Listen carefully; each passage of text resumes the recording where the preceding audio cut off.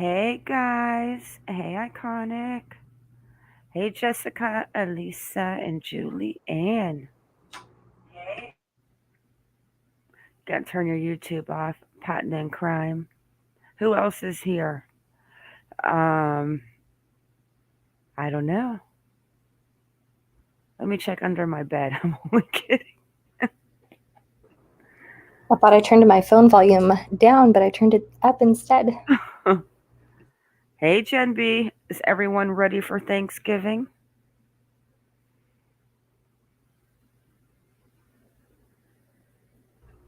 It doesn't even feel like Thanksgiving yet to me.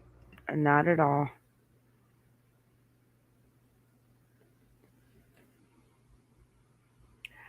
Hey Kenny. She's incognito, Kenny.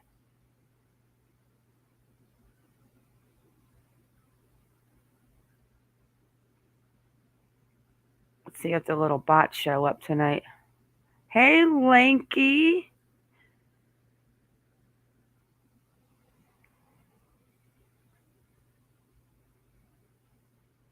Getting ready to take this Heidi Planck case into a little weird twist. Jason Galanis' brother. Huh. Can't make this stuff up. Talk about a rabbit hole. Exactly. Aw, Lanky, thank you so much. Yep, Thanksgiving is tomorrow, and then the Christmas music will start. I got in my car yesterday, and Christmas music started, and I was like, oh, are you kidding me? Like, I wanted to go to the store and just rip the whole entire Christmas aisle down.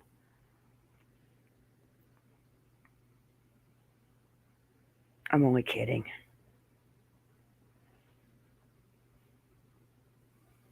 Oh, Lanky, please be careful. Oh, look at the Nightbot showed up. Oh, oh yes, Kara, it is.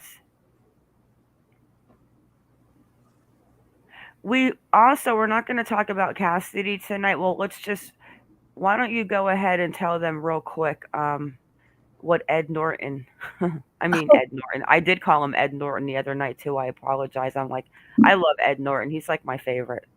But tell them about Tim Norton's court date and what he pled in front of the judge. The truck driver. So plot twist, the guy who spilled his guts has pled not guilty. Make it make sense. He went to court yesterday, I believe. Is that correct? Yeah, let me refresh their picture real fast before we get into this a lot of Heidi stuff. Yeah, he So pled not guilty. he originally is the one who told everything, and James Phelps was keeping everything together. He was not even going to be the one to admit anything.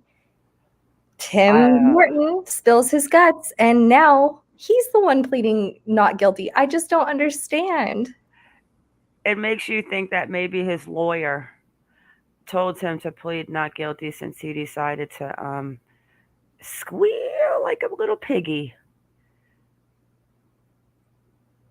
All right, so these are the lovely men. And we saw the one on the left. That's Phelps. That was the one that was walking to court the other day when I said they should have kicked him. And this one pled not guilty.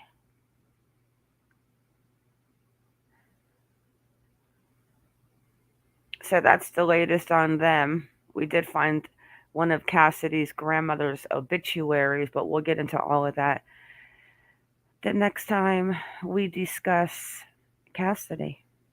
But yeah, he pled not guilty. That's hilarious.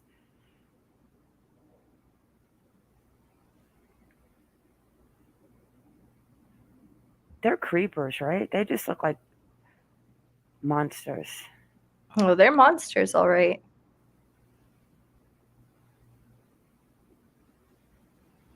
I'll tell you what, I'm not saying this to be mean or anything, but it honestly looks like their diet's not too good. Hey, Sassafras Cat. Hey, Brown's Mermaid. I mean, do you think they don't look like they're healthy? I don't know if their diet's too healthy. I mean, truckers generally don't have the best options for food, but I don't think many of them go around consuming people. Oh, you did not. That You can't did be good not for you. just say that. Can someone drop the membership via iPhone, iPad? Oh, I'll Oh, try. yeah. I'll try. Sassafras. Yeah, that is gross. Okay, let's get on to the Heidi Planck. A lot of stuff, guys, is not adding up. What are you guys thinking in the room about the ex husband?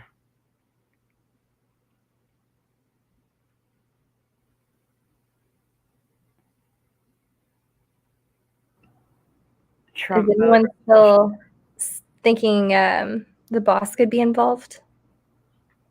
Yeah. All right, so let's hang on one second, guys. My little chihuahua.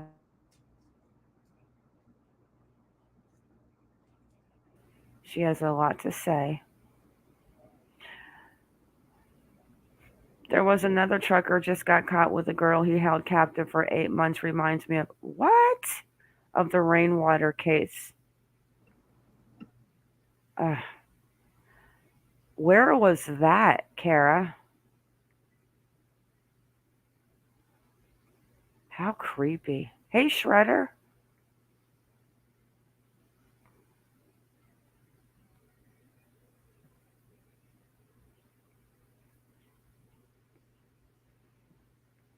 Okay. Let's talk about. Let's go back with the timeline with um Heidi real quick. Okay. I love my chihuahua too. Sassafras. She's a little porky pig. I think we lost iconic. I'm still here. Okay, let's go to the surveillance camera real fast because actually we were thinking about the dates and when all of this went down.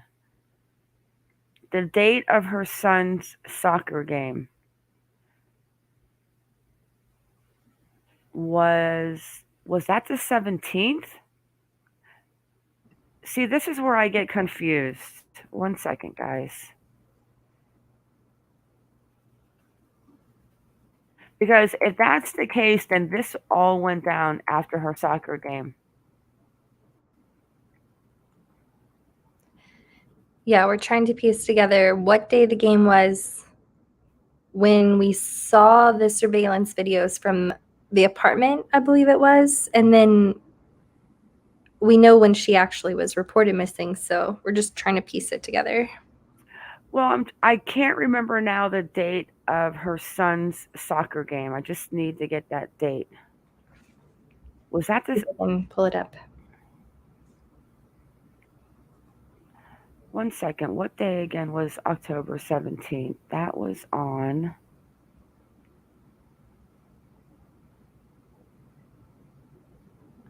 Okay. Yeah, That was a Sunday. Okay. That was a Sunday. So was that the day of the Sun Talk football game? Let me see what day that was. The 17th. Yes. That was on a Sunday, yes. Yeah, it's right here. Heidi Planck's last known movements are now under police investigation after the missing mom appeared edgy before suddenly leaving her son's football game. The 39-year-old was last seen on October 17th at the match. Okay. Yes. Absolutely. Absolutely. So that night when she was edgy, she left the soccer game, or did she even go home, or did she leave and go straight to the building? But the building wasn't until 6:30 at night when she was seen on surveillance camera.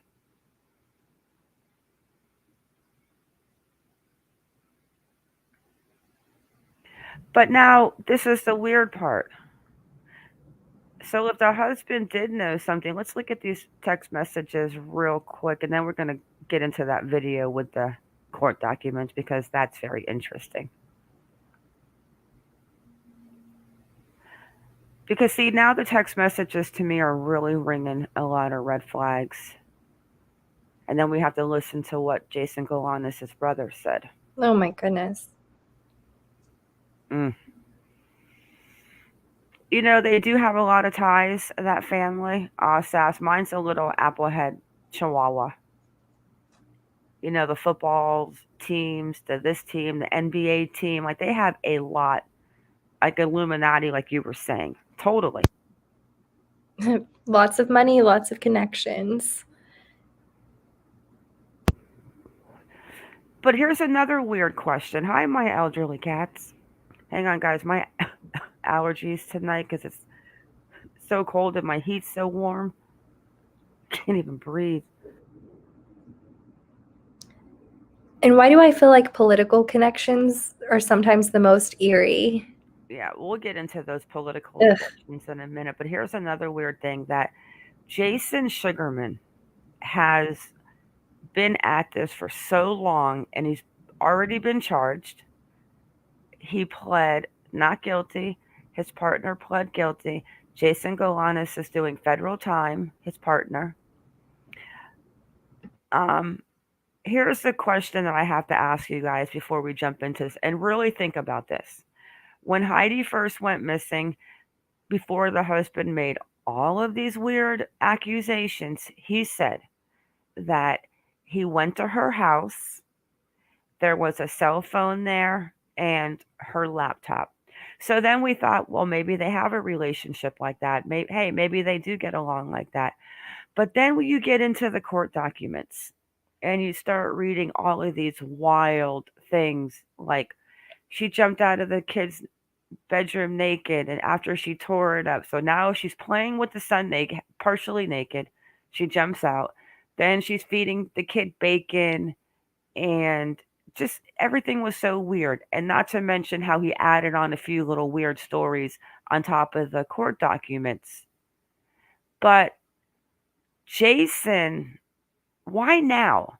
Like, if Jason was going to get rid of Heidi and he's so concerned about something being on that laptop, why is the laptop still at her house?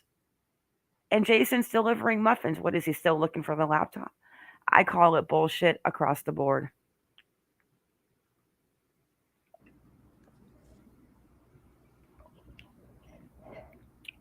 If I was going to go kill somebody and I was after a one thing, you didn't even have to kill her. If you wanted the laptop and that was what you were going to get, you would say, "Hey Heidi, we have to go over some numbers. That's the bookkeeper, whatever. Meet Mm-hmm. me at my office. Bring the laptop, whatever." But what? But To do something to her and then have to go back and beg her husband, like, oh, by the way, can I have the laptop? That'd be a lot more work. to kill somebody and then worry about go get a laptop that's probably going to go into the police hands. Mm-hmm. That it's so easy to put the blame on Sugarman. Especially with everything legal going on. My elderly cats, as hard as she's fought for her son in these custody battles, and her son turned 11 during the time she's been gone, I don't believe that for a minute. I think the husband disposed of Heidi at the perfect time with everything going down with Sugarman to get custody of the kid. Because he has completely belittled her, degraded her, humiliated her. I think he's staging a mental break. And that way, even if they find her, maybe they'll roll it as a suicide and he can go off with the kid like you wanted in the first place. And your dog theory, I thought, was perfect for that scenario, which I don't know if you told them about. Go ahead and tell them about my dog theory. So she said that basically for that dog to go off and be protected, someone probably put the dog in there to keep it safe. And then knowing that the dog was chipped, someone would call and the dog would return to them. And why would he keep the dog safe? It was the kid's dog. So maybe he offed the mom, but he still loved his kid enough to keep the dog, you know? Bingo. You know, if she drove away and she was going to commit suicide and she had the dog with her, you would have thought that maybe Why she would was he take the dog to do that? exactly. And a lot of people talk about the Stephanie Cummings case. I believe she was in Florida. She was at the liquor store. She had the mask on. She left, and they found her car in that retention pond. Weird situation last year, I think it happened. But it was kind of reminded me of that. Like, if she, oh, so I'm going to go drive my car somewhere and commit suicide. But first, let me drop the dog off here. Let's watch the video again. She is walking with intent and she's looking up because she's looking for something. Where is her car? Very good question. You could probably leave a car in certain parts of LA and it would probably be gone the next day if you left the keys in it. They're probably checking surveillance camera. The question is, she's driving a Land Rover. Where is the monitoring on this car? Or do you need the car in order to get that monitoring device out of it? Like Letitia Stalk and her monitoring device, to where she decided to drive Gannon for a couple of days before she took him on a road trip to Florida. A little frozen popsicle in the back of the van in a suitcase. Ugh. I am so going to Colorado for her court if I can get in. I might even make the news. You think so, Kara? Kara thinks that he was obsessed with her, even though he's remarried.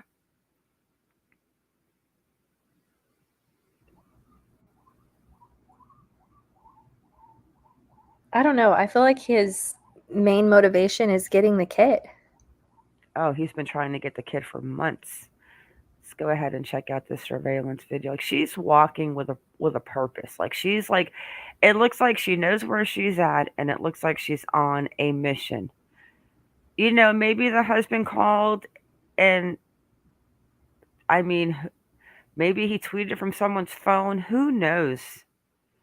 I think the boyfriend knows stuff, though, that the police are not letting out, to the fact that when Heidi texted him and she said to him, I'm scared. You know, something's going on.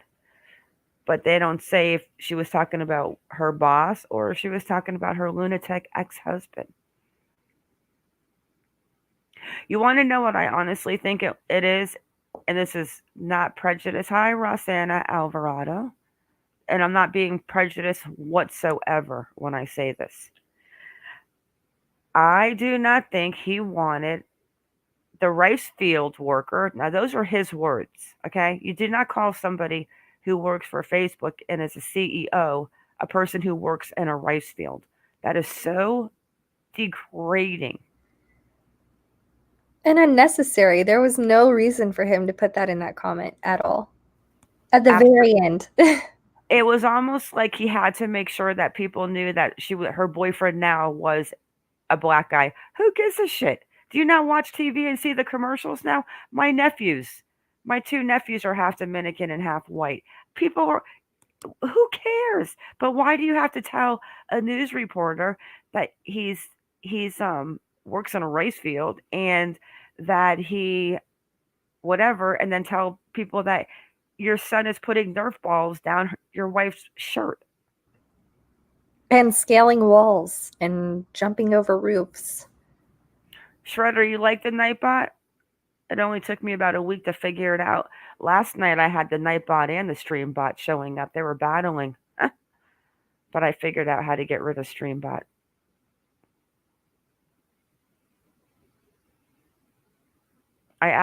Rosanna. One second.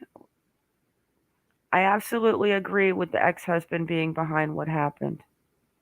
Yeah, let's watch the video, guys, because it's almost like she would have.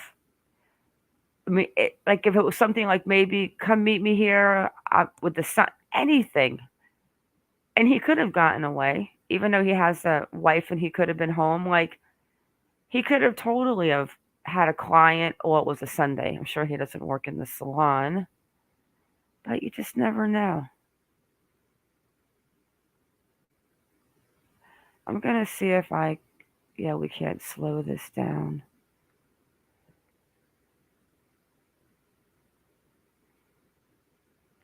It's like she's walking with intent. I have to find that one where you can actually see her looking up.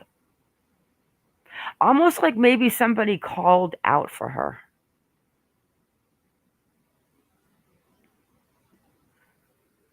Do you know what I'm saying?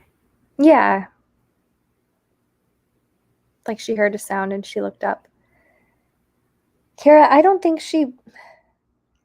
know. I don't think she actually broke down. I feel like it's just convenient for her to be portrayed as if she had a breakdown.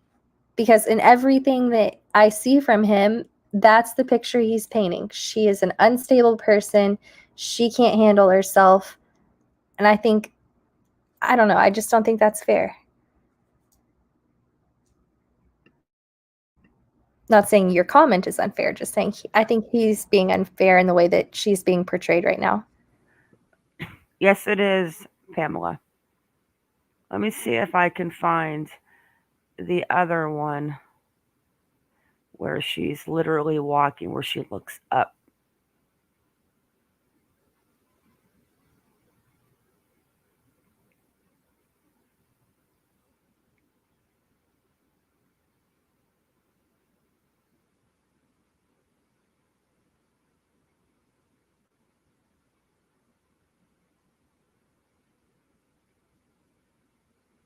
Yeah, it's.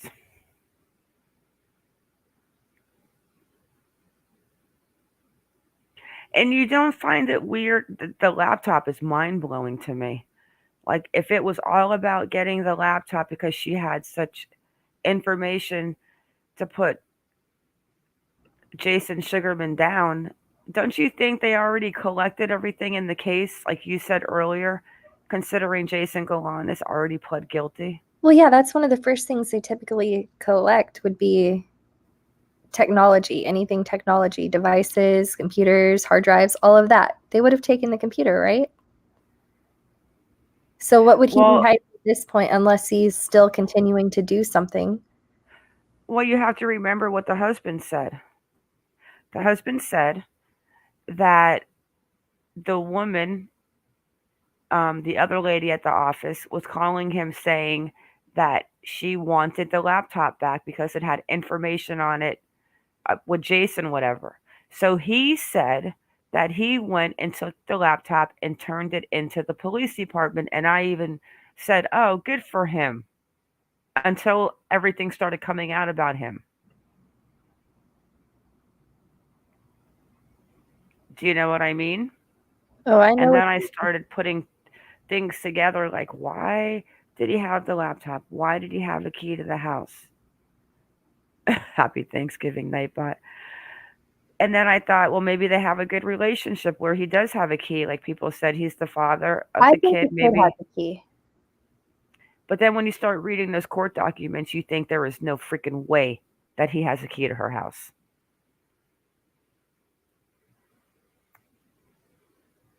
Yeah, 10 years, over almost 10 years. 13 years of bullcrap that she's been fighting this man in court for the kid.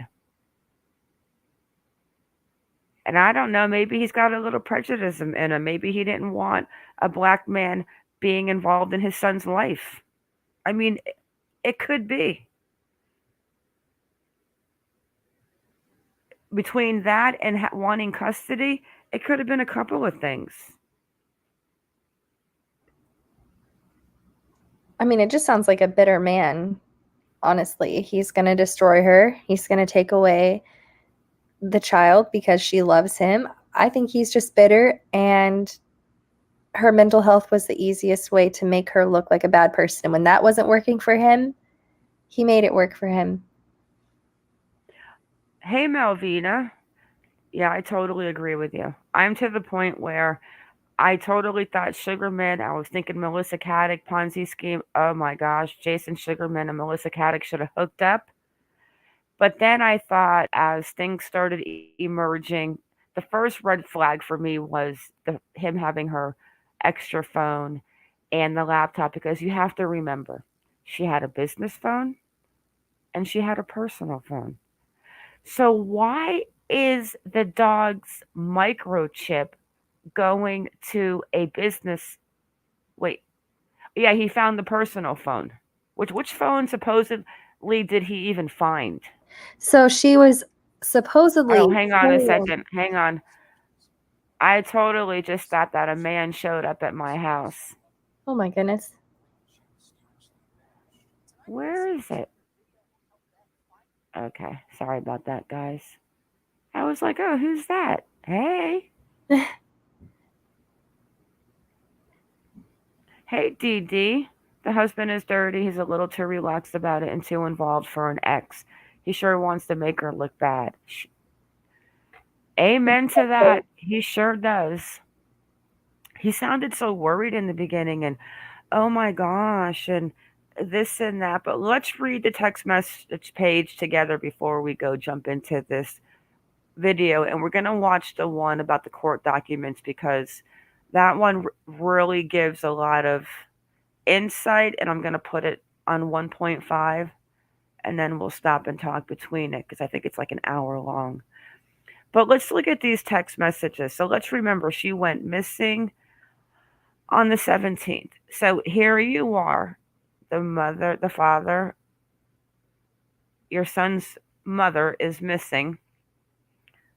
Fidgety, edgy, freaked out at the football game. So then, that was a Sunday, correct? Yes. Okay. So I found this weird off the get go. New name and photo available, and it's a little giraffe.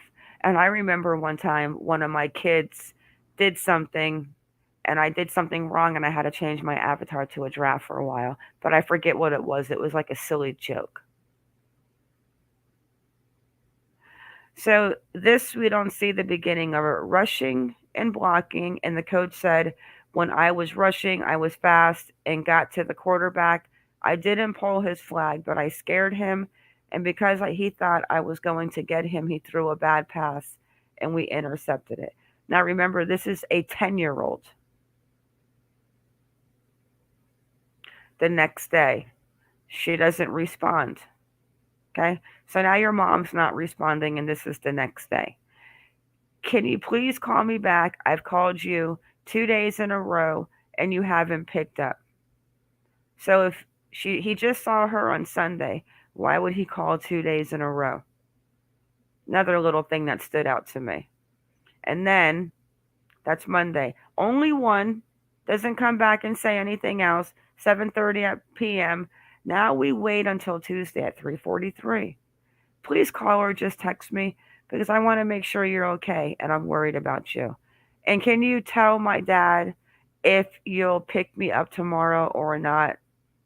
That's weird to me. Tell my dad. Why not just tell dad? Now we're going to 5:45.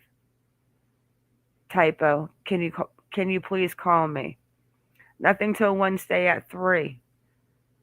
Can you please call me in with my dad? And there are more messages, but I can't remember where it went. But I think the last part was about picking him up from school and how she didn't show.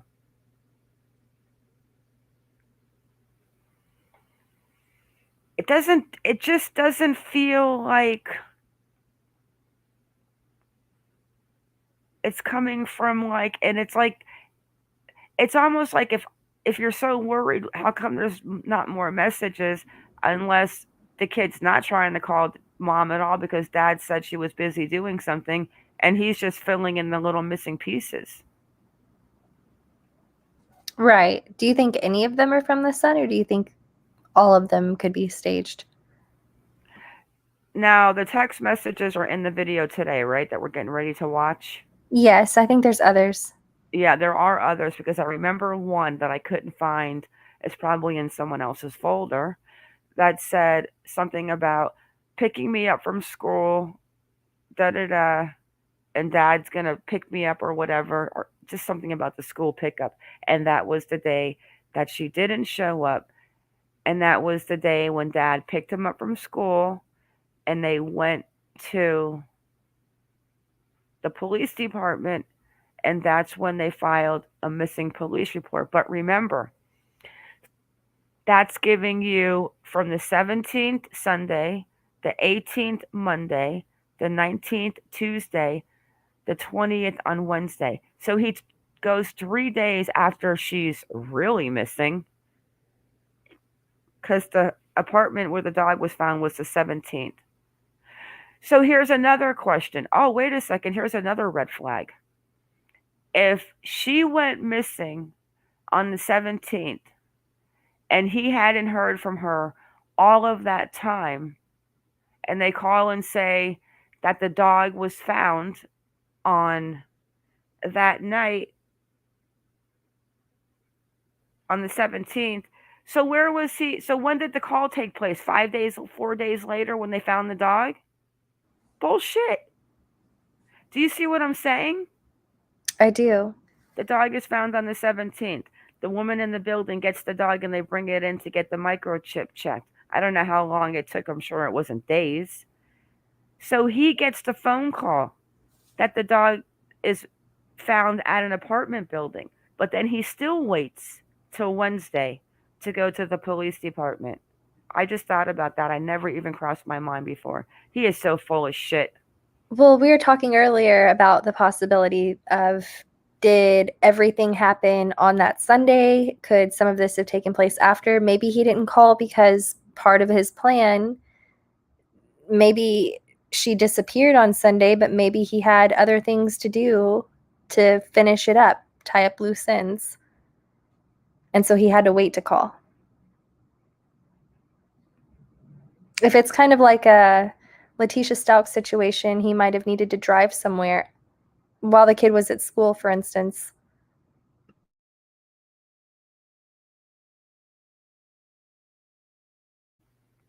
Yeah, but I didn't think about that. That is like a total red flag.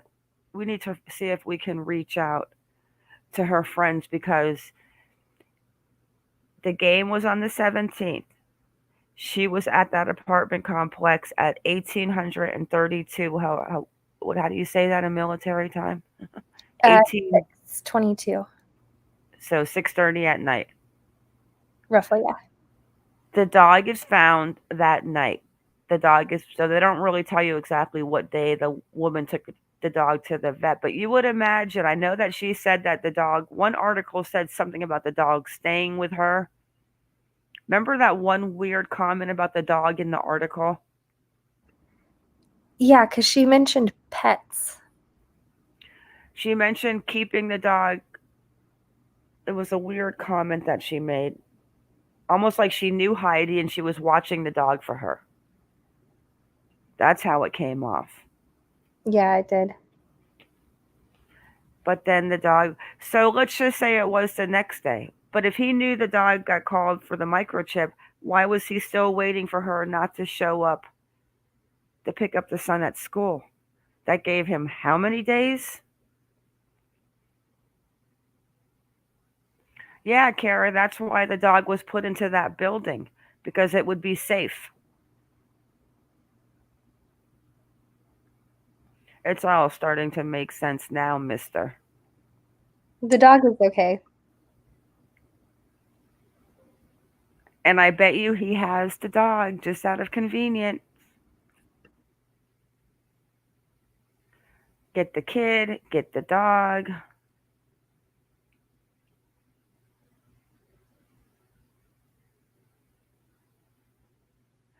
And I bet you he's not smart enough to pull it off if he is the one that did something.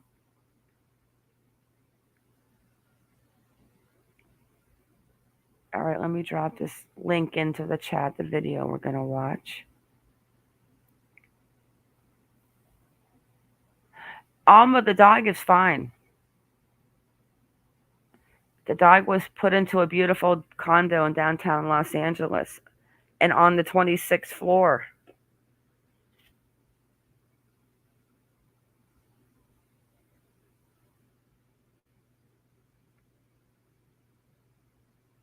Said she has been to that building before. You think her body's in the building It was kind of like that one where that one girl was she was like in that water. Oh no. I remember that too well. In the same building where that Night Stalker was from. It's something like Hope plus Flower. Hey, Kaz, right? Hope plus Flower building. I agree with you, Kaz.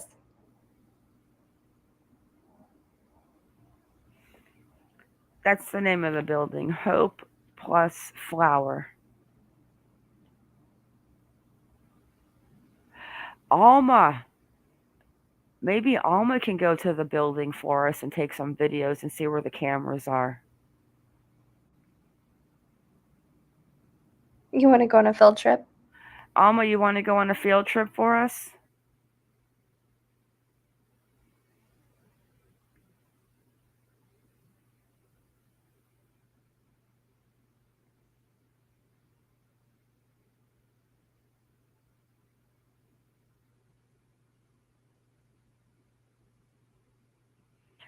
I bet you that building has tons of cameras. There's probably cameras on every stoplight in Los Angeles. She said she'll go on a trip for us. Yeah, we just want you to go to the building and then go up to the 26th floor. I mean, what did the dog do? Just go and walk in the elevator, and the lady said, "What floor?" Surely the elevator has a camera. Surely. Yeah, it's a beautiful building. I'm sure dogs are allowed inside if you own one. Maybe pets aren't even allowed in the building. I'm going to have to look into that. I'll have to give them a call like I want to rent one. Are dogs allowed?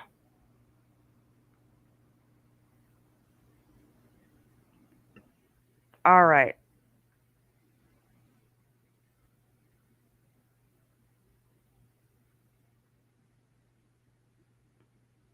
Let me refresh this.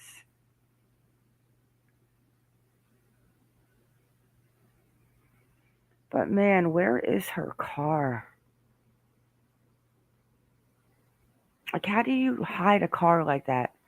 Unless you let somebody pick it up off the streets and they can just completely go and break it down. Let me restart this. This is not good.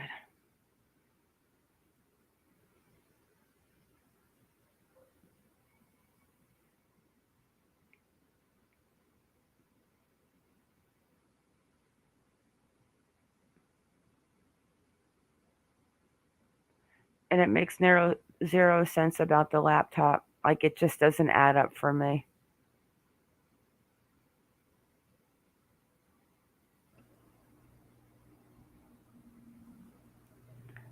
So she just left a soccer game and then she just drove out to downtown 30 minutes away with no cell phone.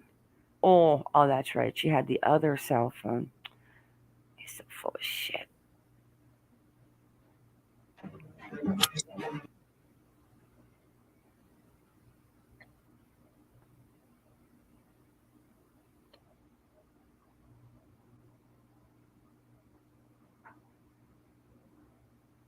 Yeah, I'm sure there's a lot of video. Hi, Junie.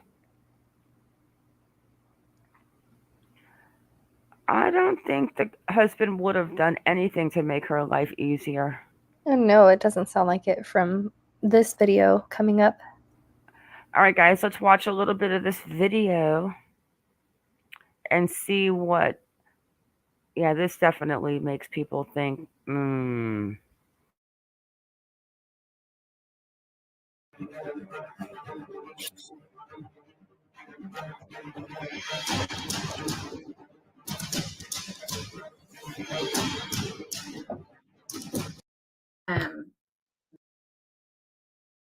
people. And if you only hear one side of the story, you haven't gotten the other side. And there's always another side.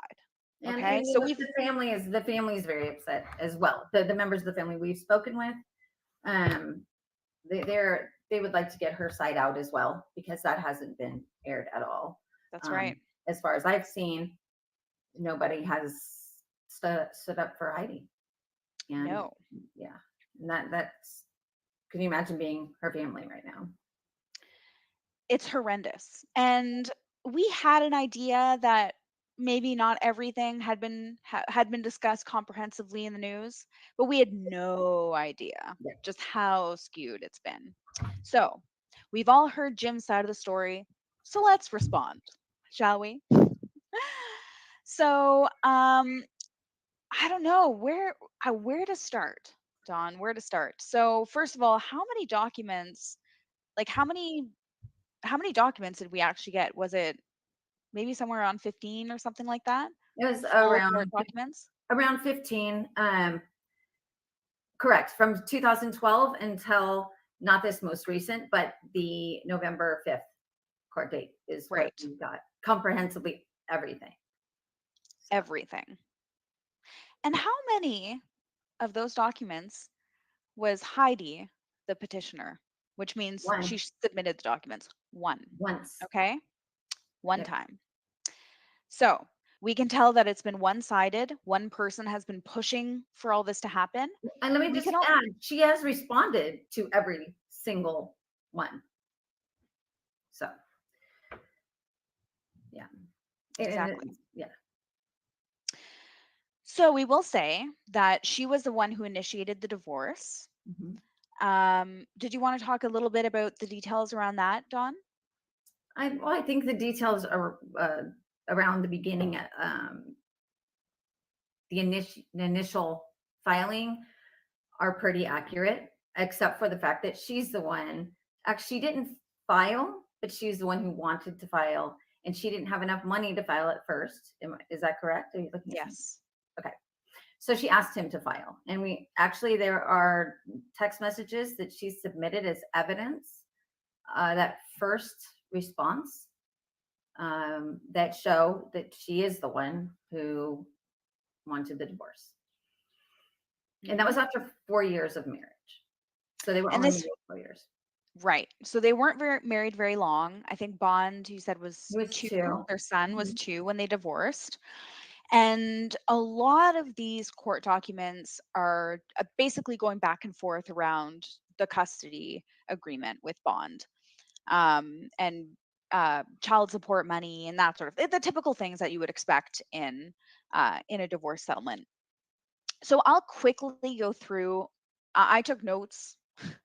Took me so long. Oh I took gosh. notes around every single one. And what I'll do is I'll just go through briefly and just summarize what the court documents were about, as well as the dates of each of the court documents.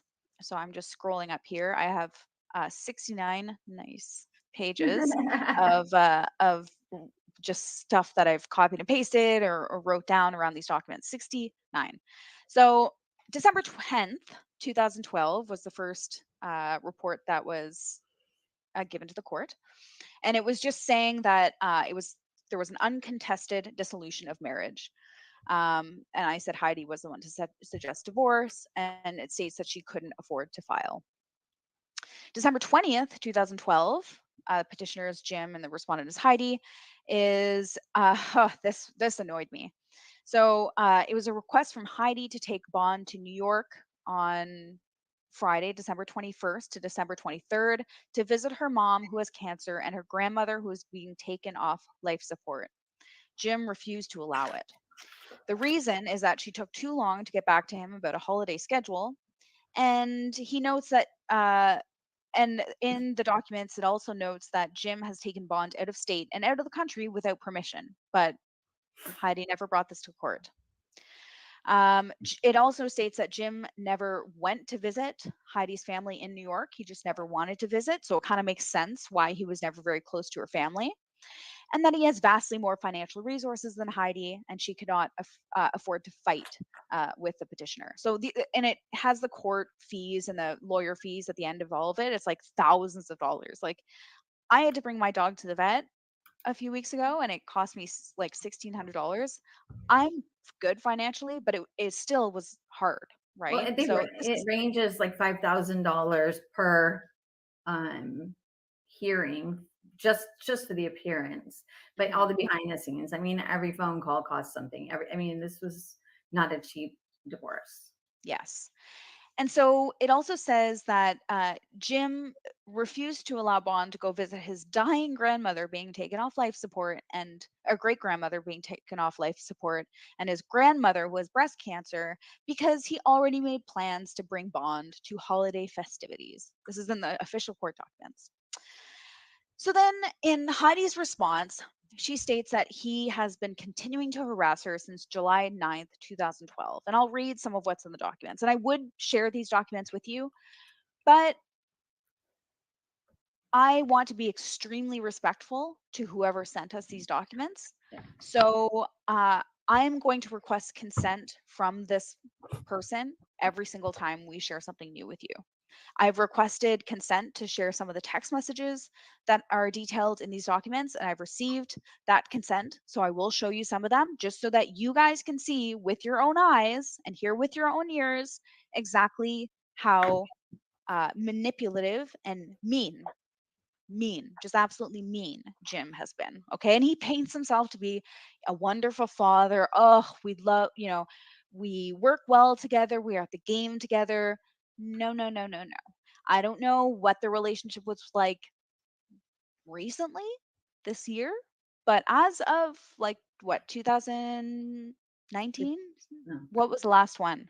I know the last one was in 2021, when Heidi was no longer. Oh no, 2021. Yeah, In August. Yes, in Yeah, August. and then October. Yes, and it is very interesting. And yes, we have been working very hard. Yeah. we both have full-time jobs. I'll let you know. Full-time real jobs that we're actually paid for. So our evenings and weekends have been solely dedicated towards this. And this is not us complaining. This is just us saying this is how much we care about a case like this, and how hard we work to be able to present this information in a fair and balanced way. I think that's of utmost importance to us. So we're so excited to share Heidi's part of the story for that reason. So Heidi gives us the example of ways that Jim has been harassing her since July 9th, 2012. James stole my car keys, rings, watch, 2 sets of earrings. He had done this before to teach her a lesson. He lied and said he didn't take them, and the next day he returned her car keys, but not her jewelry.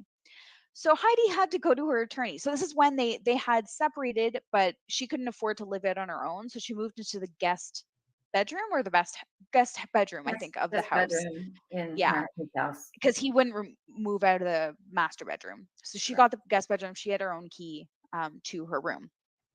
And so someone was breaking in and stealing her stuff. And so she had her attorney ask, this is crazy. Like, you're living in the same house. And so you're having your attorney ask for the jewelry back. And then later, Jim returned all but the earrings. And then a week later, Jim returned one pair of the earrings, but not the other. And then July 25th, so this is a couple weeks later, Jim didn't return the other earrings still. He still had her social security card, her tax returns, and her digital camera. He then took 2 of her leather jackets and didn't return them. And then someone broke into a room again twice, and Jim blamed it on the painter, Jose. I gotta interrupt. I gotta talk for a minute. Who does that sound like?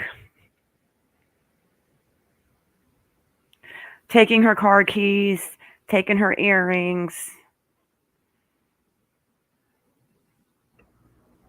Who does that sound like? Larry Miliete. Oh, jeez. I mean, you see, you don't hear about this and his little complaints about how evil she is. Brian too took Gabby's the keys, but you don't hear how evil he is in the little weird mind manipulating games that he played. But Well, no, he's never going to make himself look like the psycho. Why would he do that? we have to do a little commentary in this. But I was biting my tongue before, and I'm thinking to myself, wow. And then not to have the money to go into the guest house, all the files against each other, and it's him, and she only filed once. Whew, let's go back into it. I was just ringing Larry Miliete like, I think these guys are going to end up being pen pals in prison. Larry, Barry, this one, that one, my ex too, Sassafras says. Thank God he's your ex. Heidi later found a copied key in Jim's garage, proving that indeed it was him that broke into it. And then Jim would also throw her food in the fridge out and turn off the hot water. It's stated that he made at least $300,000 a year from the salon, and there are tax receipts to prove that. That's not including the cash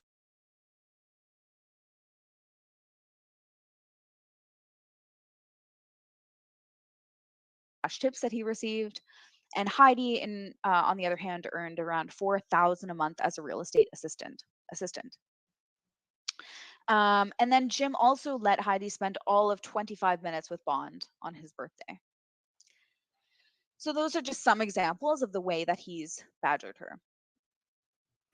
In December 20th, 2012, and feel free to interrupt me, Dawn, if you have anything to add, because and this is the beauty of us working together, is I'll read the document with my eyes and then her with her paralegal eyes. She's like, she catches all the little details that I have missed. And I'm just like infuriated that Jim is so mean, and Dawn is like legally calm and whatever. Well, sort of calm. I'm not so calm. We're panicking around this. I mean, it's clear to me now that I've had an opportunity to read all of these court papers from 2012 to present, that Heidi was constantly badgered, emotionally abused, and completely under Jim Wayne's control emotionally, at least. He held her son over her head and tried to tarnish her reputation. The hard work she was doing, he went back to the court and denied that she was doing any of it. And her values as a mother, I mean, that really is clear from the text messages and the proof and evidence she submitted to court. It's very clear that she was daily trying to get in touch with her son, talk to her son, see her son. Time didn't go by where she went off and messed around and didn't care about her kid. This whole thing is around her son. Yes, it just shows how much she loves her son. I mean, so, and these are all examples, that were her side of it is just, it upsets me greatly. Yeah. So the documents then go to discuss the child support, how much they pay each other, the equal division of the home, granted the sale. Even in the time that Jim refuses to allow Bond to visit grandma, they brought this to the court, and the court actually said, and I quote, "The court does not have time nor the resources to deal with such a frivolous matter." Okay, so even the court was like, "Are you kidding me? Like, just let the kid go." Like, it was 2 days that Heidi wanted the kid to go visit his dying grandmother and great grandmother. Rejected. Yeah. Although holy shit, that right there to me says it all.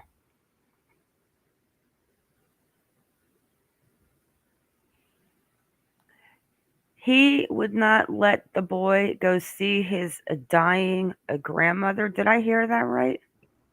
Yeah, and he had no problem with her traveling with the son in the past. So for him to be upset about it now and to have all of these excuses, ridiculous. Wow. For 2 days, and even the judge is like, this is absolutely ridiculous. Hello, humanimal. Nice to see you. That is the most ridiculous. You know what? Talk about a control mother effer. Wow. Imagine how she had to live with a guy controlling like that, and they were only together for 4 years. It almost sounds like to me, you know how some women get with men and end up like trying to have a baby so they can kind of trap them a little bit. I think he got her pregnated her to get that kid, and then because he was getting older. He's 63 years old. That That does kid, happen. okay, well, he was 52 when that kid was coming into the world. Well, when she got pregnant. Okay. And the whole thing, since they got divorced shortly after that baby was born, hello, Mariah. Mariah, from the beginning, it was so in my mind that the Ponzi schemer Jason Sugarman could have did it, but then after doing a lot of investigating and the partner and the case being so long and him pleading guilty, knowing that the FBI probably has all the intel they need, and the laptop being left, and supposedly, I'm definitely starting to put my money on the husband with no questions. And now what we're hearing now, that he was a complete control freak, is what he was. He wants her to look like the most crazy person in the world, and that she just drove off into the sunset and left the boy that she's been fighting to keep custody of since 2015 with not the means and the money to do it. He was making 300K a year doing hair. Yeah, he's probably doing hair in Beverly Hills. But we're going to go find out everything. We're going to go have a look at his house too when this video is over. We can go look at it all. And then we're going to send some protesters out there to ask him where the frick his wife is, ex-wife. I hear that goes over really well. He is a son of a bitch. Alma, we need protesters. I'll give you guys where to go. We'll go look. We'll take a drive by the house in a minute. And we need to head to California and protest. Maybe that one YouTuber, Molly Golightly, can go for us. Maybe we should ask her. Here we go. That we see as we go down the line that he did go even out of the country with him. Yes, I mentioned that with Jim, I mean, without permission. right. So, and you see this all the time throughout the documents, is that, you know, It's constant. Jim, whenever something is he feels is unfair, he brings it to the court, he files it with his lawyer, and Heidi just texts him and say, hey, like, that's not cool, like, please don't be late. Instead, so Jim is bringing this to the court. He's making this it's like him telling the principal every time she does something wrong, whereas Heidi's just trying to deal with this in a civil way. She even says quite a few times, like, can you please just, cooperate? Like, can we just attack this in a cooperative manner? And, he completely denies her. So, they discuss child support, and then there is a small period of time where Jim is granted sole physical custody for bond until Heidi got counseling and a place to live. Now, this is in response to the big thing that we've heard about of her trashing Bond's room and then going on the roof naked. Yeah. Now, I don't know about me, but I'm sorry, I don't know about you, but I didn't see anything about that detailed in these court documents. Did you? Well, I did see, yes. We have to interrupt that because there are court documents. We read them. Not that she was naked on the roofs, but the exact words were that she was, I'm going to go 1 second, Kara, that she was playing in the room with her son. She got crazy. She destroyed the room. Then she jumped out of the window. She scaled the fence. The police found her in the neighbor's backyard, pulling the electrical switch off and on. Why were you playing with your son partially naked, and why was that okay? And I still don't believe that she destroyed the room. I think he did that to make it look worse. Don't forget about the bacon. The mysterious bacon. I saw his Jim's declaration that did mention that incident, although it varies slightly from what we've heard in the media, or what it came down to in the media. But there was nothing submitted. So there was no police report submitted, no evidence of a police report that she was arrested. So I'll and they said share the this police bit. came. Oh, I'm sorry. Okay. They said the police came, but I haven't seen anything about that. Have you? Is this the one that you're referring to? Correct. So let's read it together. The respondent, this is submitted by Jim, has a Right. history of acting out in volatile ways. Recently, when she believed Bond was not giving her attention when they were playing with Legos, she took the Lego they were working on and threw it at the wall. A similar action led to her nervous breakdown. The day she was placed in a psychiatric ward, respondent wanted to hold Bond's hand. He did not want to, and respondent could not handle it. So, just in the way this is written, just keep that in mind. She requested petitioner to make Bond hold her hand. We're assuming that Jim may have actually been the one to bring her to the psychiatric ward, given that he's mentioned here. But that's we can just assume that based on this. We don't know because we don't know. Of course, that by HIPAA regulations, we can't have access to any of that, and he hadn't submitted anything to court state with any proof. If these are, it was his declaration. No proof. Yeah, That's no proof. So far. So she requested petitioner to make Bond hold her hand, then had to leave the store when they became too upset. Furthermore, recently while playing a game of Nerf guns, she did not have Bond wear the protective gear and shot him with a Nerf gun bullet in his eye, then made fun of him for it. What a monster, right? Playing Nerf gun and shooting him in the eye. And then she had been kicked out of restaurants for her violent actions while in the presence of Bond. Further, the night she was taken away, she destroyed Bond's room and then climbed out of the window to escape, all while Bond was present. Therefore, a history of abuse in the form of mental distress has consistently been present, and factor B is met. Not blah blah. So let's see. Respondent was playing Nerf fun, right? Do you have a response to that? Yes. Handy. Okay. Well, okay, hold on. It's in there. I know. It's her response to the court. Oh yeah. Okay. I guess Well, so I have let's see. Let me see if I can.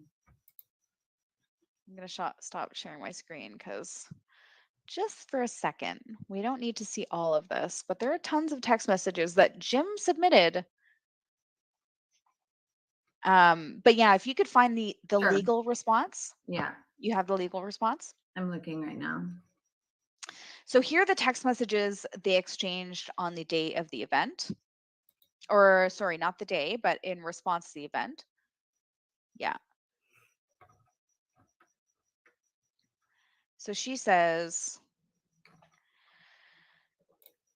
Jim, please know that I'm mentally sound and not on drugs or drinking alcohol. I have undergone an MRI brain scan at Cedars, had a psychologist evaluation at a mental hospital, and was released early, and then had the BH paramedics take my blood Thursday and Friday, which was tested for alcohol and drugs. You have no reason to fear for Bond's safety. All of the above is on record, I promise.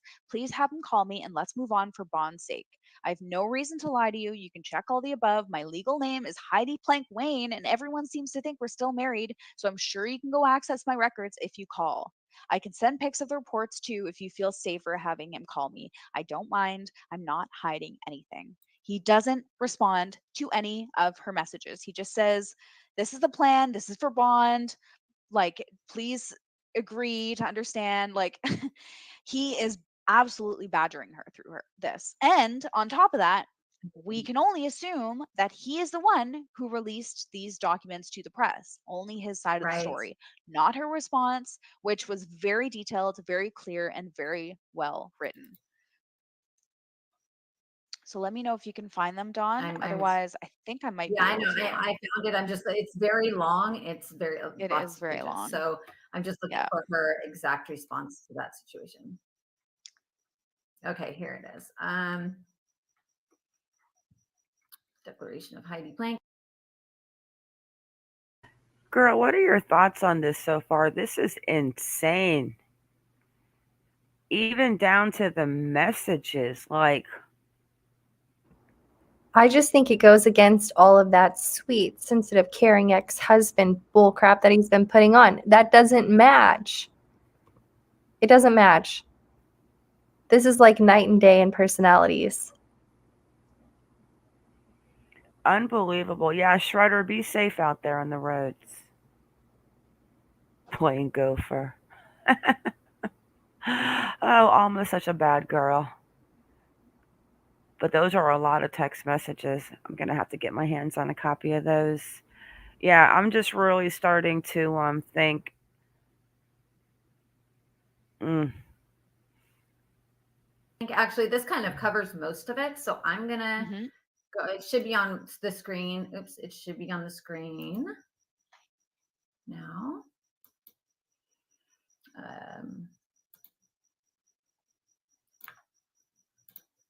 Can you see that? Yeah. Can you zoom in a little bit on the bottom right of your Word document? Oh, it's not a Word, it's a PDF. So, but I Oh, can be, oh yeah, I okay. It probably looks can. like a Word Hold on. document. Is that too big? No. So we're seeing the Word document right now. Aha. Sorry. That's okay. Okay. All right.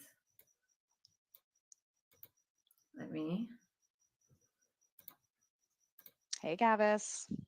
Hi, And Gavin. yes, Allie, it is heartbreaking to see how he treated her. Allie has seen the documents. She's seen the text back and forth, and she was also floored. Here we go. Go for it, Dawn. Let's make Okay. sure her voice is heard. Declaration of Heidi Planck.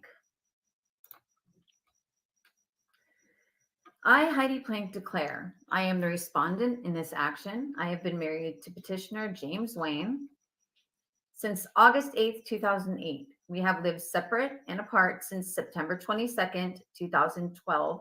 I am 29 years old and Jim is 54 years old. I have personal knowledge of the facts set forth below and if called as a witness, I can and will testify competently to the following. James and I entered into a marital agreement on or about October 15th, 2012. A true copy of this is Exhibit 1. It is my understanding that the MSA was lodged with the court on or about October 19th, 2012 by James' counsel, and that the parties are waiting for it to be entered as a judgment of dissolution. And then it goes on to talk about the custody schedule for their son. Mm-hmm. And she says, bond. So this is the stuff that I already went through in terms of how he's been harassing her, Okay. and then Okay. the So refusal of yeah. Okay. Well, how about I'll start from here then, because you did go through all of that. Mm-hmm. Let me see. I have custody of Bond Wednesday, December 19th through 7 p.m. on Sunday, December 22nd. I would like to take Bond to visit my grandmother from Friday, December 21st to Sunday midday, September 20 or December 23rd. I do not want to be at risk of violating the MSA by taking Bond without permission. I would have taken Bond to New York Wednesday or Thursday until Saturday had James not refused my request for travel. While James and I were married, I took Bond to Buffalo to visit my family and friends on at least 4 occasions. James never objected to my taking Bond by myself, as James never wanted to visit my family. James never told me that I was irresponsible with Bond when we traveled or expressed any concern for Bond's safety and welfare.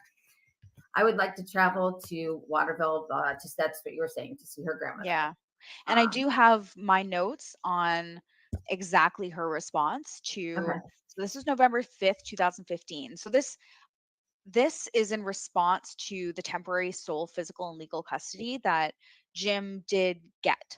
And so we don't know who actually took her to the hospital, but she willingly, or she must have willingly went or was admitted, whatever the case is. But he received temporary sole physical and legal custody, and this was the court who said this, because in 3 months we're going to have a hearing. I'm going to want to see and hear what it is you've done to follow up, because if you're making progress and you've stabilized your life, my expectation is that there will be more time with Bond and you can get back to a situation where you want to be in. So those are the words of the court. So Heidi says she's never struggled with substance abuse, legal or illegal. The court suggested she seek counseling, which she continues to do. She was diagnosed with ADD at 14 years old, and for the past 6 years, she saw the same physician for ADD. The doctor confirmed, he wrote a letter, it's in the documents, that she's never abused substances and takes it by prescription only, and that it's an outlandish claim. She requested to lift monitoring requirements for all visits and denied Jim's request to submit to random drug testing and attend a 12-step program to see a drug specialist. So, again, this is all Jim who's saying that she needs to go to a 12-step program. She needs to see a psychologist. She's agreeing to some of this just so that she can see Bond, even though she knows better, and so does her friggin' doctor. So she was briefly hospitalized in December 2015 and lived with a friend until she was able to secure a job. She began attending counseling 2 to 3 times per week. Jim said she canceled 16 therapy sessions, which Heidi says doesn't mean her attendance is inconsistent, given it's been a year and a half. And for anyone who's gone to consistent or regular, you know, counselor visits, like, you know what it's like to, oh God, I have to travel to this place. Like, yeah, once in a while, you're going to cancel those appointments. Okay, let's discuss that part. I found another lie. Jim said that she was an Adderall junkie Mm-hmm. and that she would fill two prescriptions from two different doctors and pay cash for one so that they didn't no one knew that she was getting all of those Adderalls. That's right. Wow, well he's just got so many little lies swept under his little carpet. He's And you know portraying what? her as like such a villain. And you want to know something else? The fact that he used to hide her car keys and all that stuff. How much do you want to bet that he has a copy to the key to that Land Rover? Oh my gosh. Hello, Nightbot. I didn't even think of that. What was Rosanna asks, dude, what was Jim's vice? Find that out. 63, I think his vice is he is obsessed with having full custody of that child. You know, I feel like he only did that out of spite.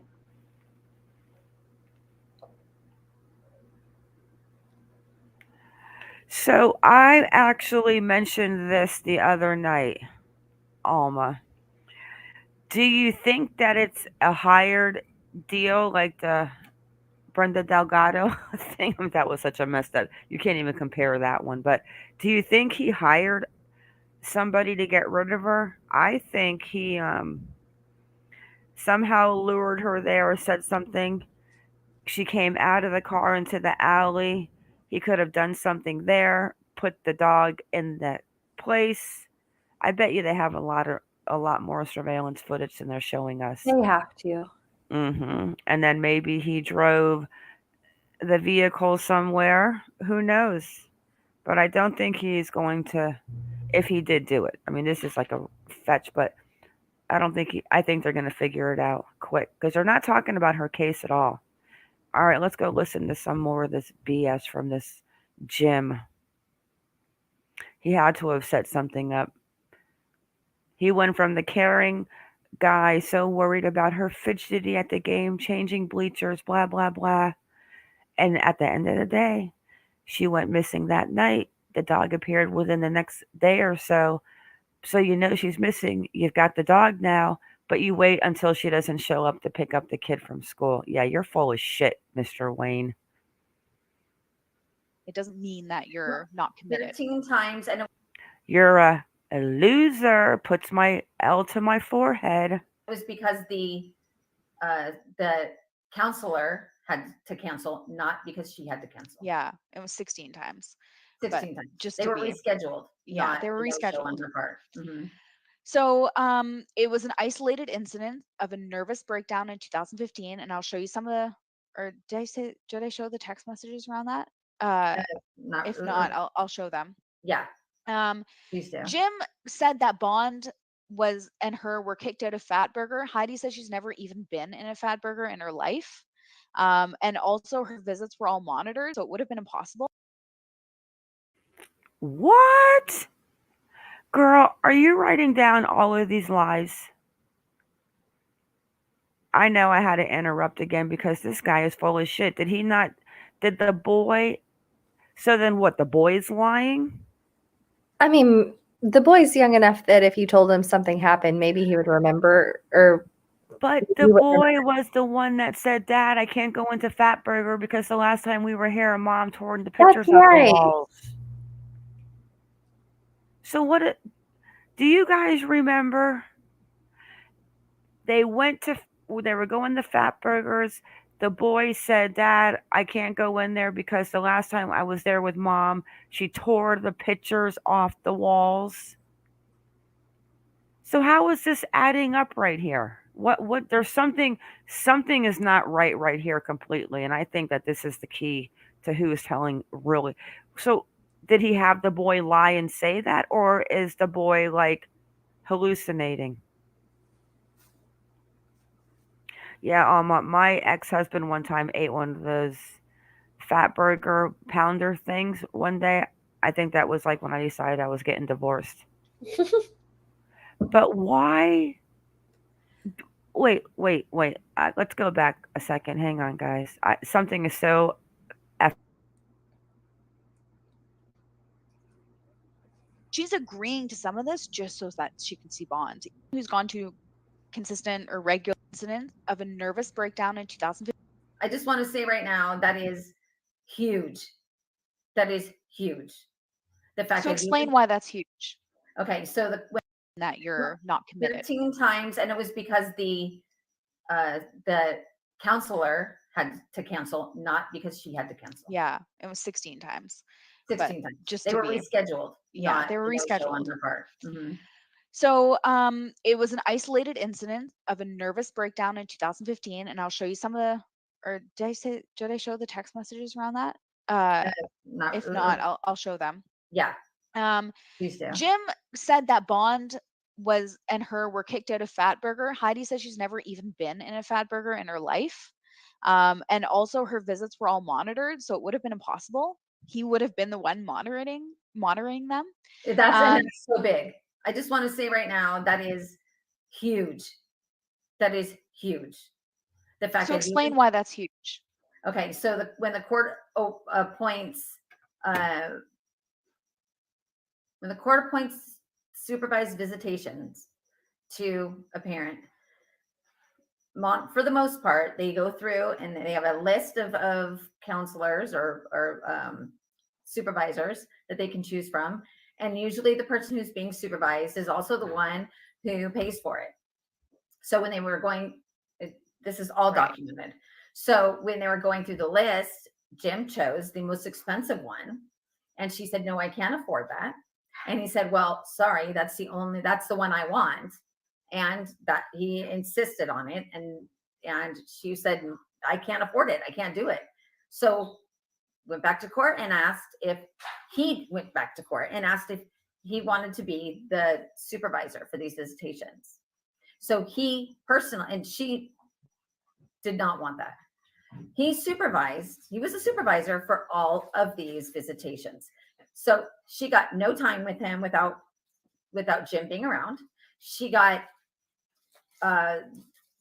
so many. I mean, the ones that were just shown, and she said there were more, but just I would have a nervous breakdown too. Yeah, I would absolutely too. And she actually says that in a text message that I'll show you. Yeah. So Jim also alleges that she was fired from some jobs, but that never happened. In fact, she had turned down 2 job offers. Like they were all coming to her to work for them, and she said no because she chose to go for another job or something. Right. Jim also said that Heidi shot a Nerf gun at Bond's face. In fact, she was the one, and she provided receipts where she was the one to buy him a protective face mask from when they play Nerf War and insist that Bond wears it. Mm-hmm. Jim also said that Heidi pulled her shirt down to like catch the Nerf gun thing or whatever, and that it was inappropriate. He submitted this in a court document. And he also said that it was inappropriate for her to sleep with Bond in the same bed. Like I can imagine any mother having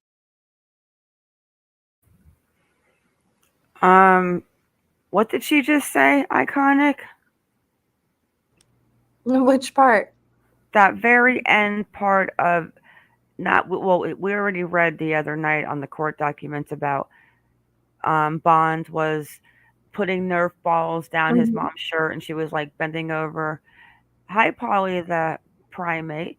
She was putting her shirt down so the cleavage showed, and Bond was shooting the little Nerf balls down his mom's cleavage, and then Wayne walked in, and she kind of got a little weirded out and put the paper up or something, and then um, the kid said, "Why are you putting it up, Mom? I want it, whatever." And then he said, "I just found that inappropriate." But what was the last thing about this is new? Bond sleeping in bed with his mom is inappropriate?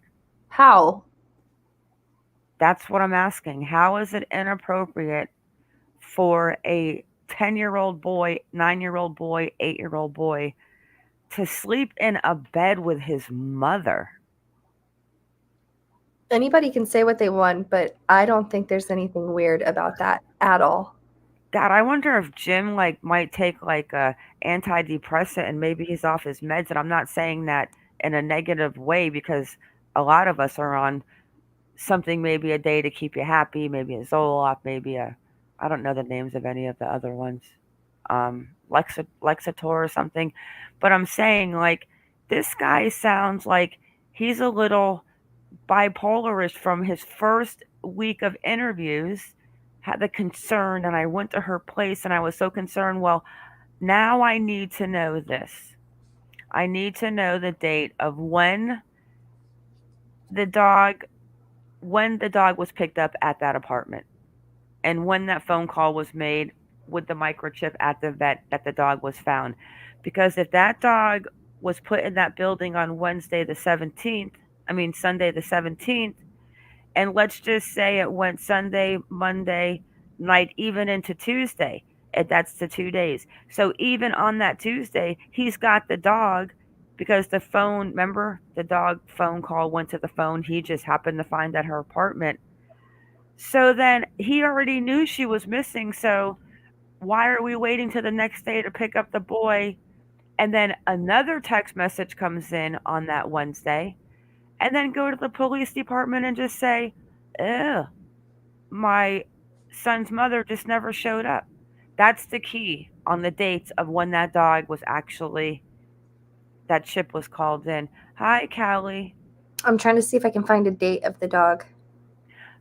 Let's go ahead. Let me start this video and we can listen and look for it. But yeah, I'm gonna go find that video. But the lady says that, and it was a weird comment because it was almost like she came off that somebody had asked her to watch the dog. Remember how we found that little part weird? I'll look for it while this video is playing, but it was interesting, almost like, and then you and I even said, wait, did she know Heidi? Did Heidi drop the dog off to her? Right. It says hours after she was last seen on the 17th. So I don't know if it was into the hours of the 18th. They're still on the 17th that the dog was found. Oh, we agree, Callie. We agree.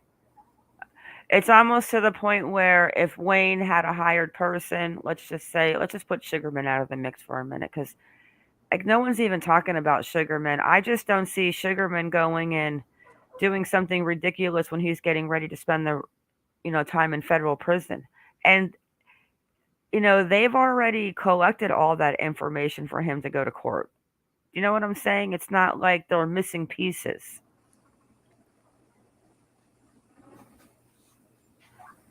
And hold on.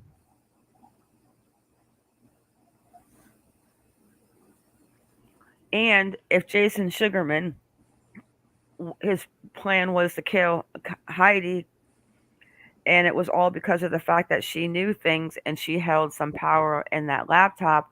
Even somebody in the chat earlier, I can't remember. Hi, Rachel. They said there's remote. People can remotely access people's computers too. Jason Sugarman's probably not going to get rid of Heidi until he has his hands on that important laptop. It doesn't make sense. That's like a real shitty hitman kind of situation if you're not going to get the piece of evidence you want, but you're going to get rid of the person, and then you're going to put their dog in the building and make sure the dog is safe. Get out of town. All right, let's finish this. Crazy. I still want to know what kind of muffins he dropped off.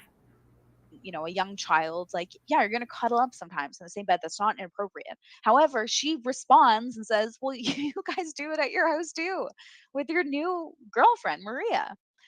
And Jim also told Bond repeatedly that Heidi lived in a tent and that she was sick and that she was crazy. So I can't imagine what not Heidi was going through, but Bond, her Well, son. and the thing is that when Bond asked her, "Hey, mom, what is a homeless person?" and she asked, after, when she was dropping him off after the visitation, or actually after the visitation was over, I guess it was on the phone.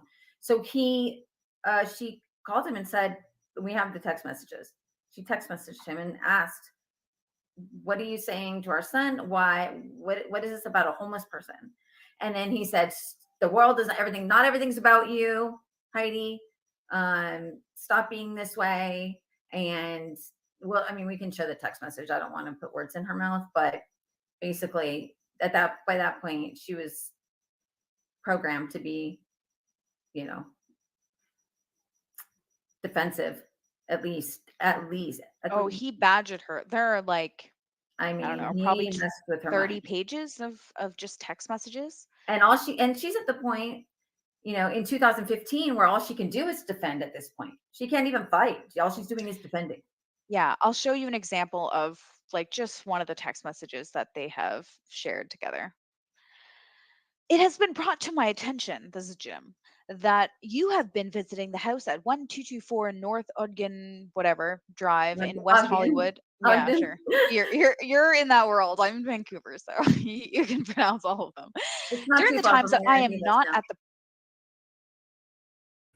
Wait a second. Let me get that address. What did she say? 11105. Well, let me look at this address real quick. I can't read that to save my life. Oh, 1224 North Ogden. Ogden. Ogden. What is that? What is that? OG. I can't see it. Probably OGDEN. So 1224 North Ogden Drive. Okay. That's interesting. property. This is not acceptable, nor is it tolerable. I've made a formal complaint and a formal report with the West Hollywood Sheriff's Department. Do not step 1 foot on my property. You are not allowed to step on the property. The police will be called and you will be arrested and removed from the property. She said, that's a lie. I've never been to your property. Besides drop off, I'd like to see some evidence beside your insane claims. That's the last place I'd want to be if I didn't have to. Well, who said you had to? You don't. There are cameras just so you were put on notice. I have to drop Bond off. Please, if you have cameras and it would show that I've not been there, please stop harassing me. The cameras just got put in and you don't have to step my property at all. Thank you for getting cameras. It'll prove you're making false claims. Coming from someone who drives down my street, this is laughable, but thanks for the laugh. Have a good day. Like, you can tell at this point, she's like, are you kidding me?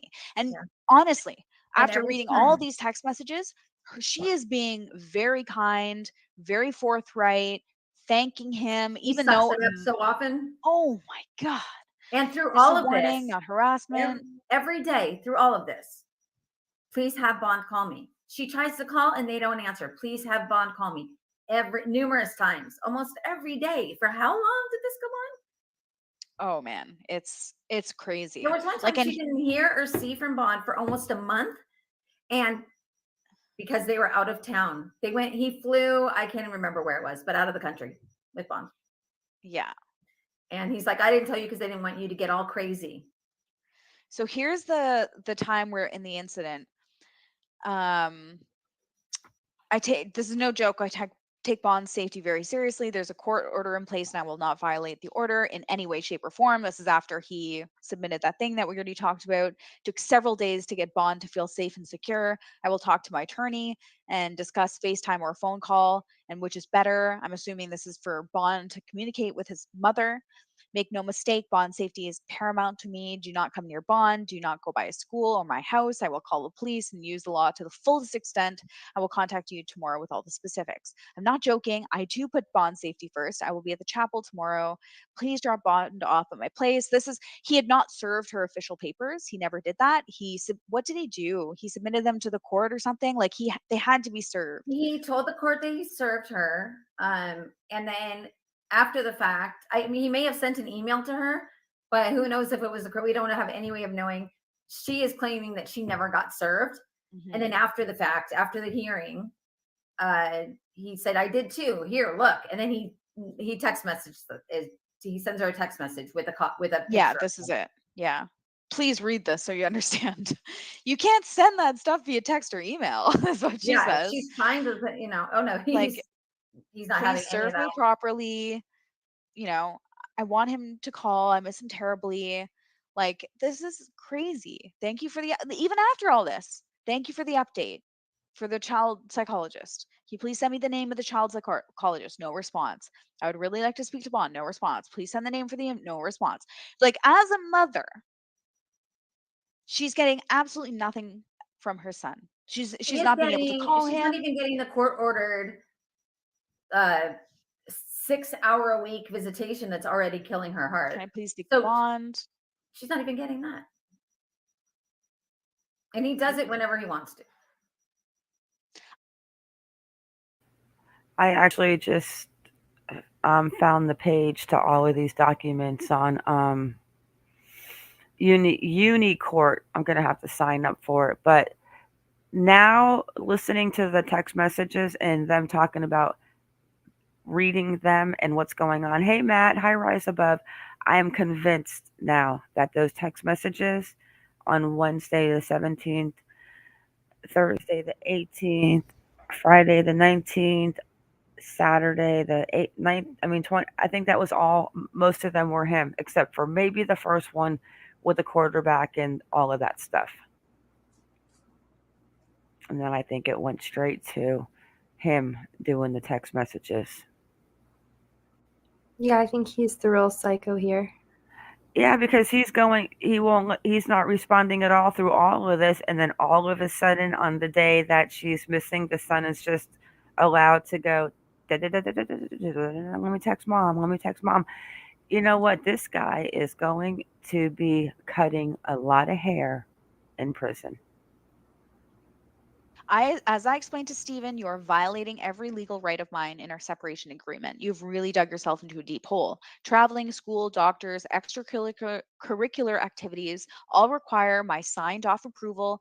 I have proof and my own text messages that show you've never honored the terms. And she never brought this to court, probably because she couldn't afford it. But regardless, she never did.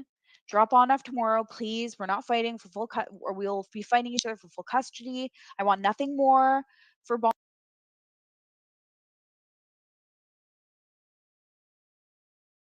Bond to spend equal time. Like let's not behave like this. This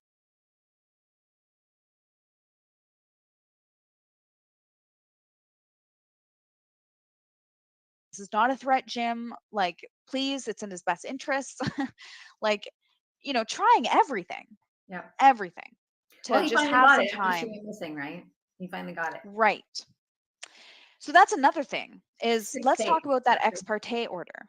So what did you discover yesterday from reading that? The ex parte? Which part? Yeah. Of it? Well, the part where he to the press. Now I don't know if these were his words, but what's been passed around in the press is that what is the reason that he got the emergency? To get emergency counseling because Bond was in such distress that he needed immediate counseling. Happens that Bond has been in counseling for quite some time, on and off, and in 2015, actually, he was young, so 6 years ago, so he was only 6, right? Mm-hmm. Around between 5 and 6, and there's counseling notes in there. But as far as this new one, October 26th, Yeah. 2021. So he So okay. Hold on.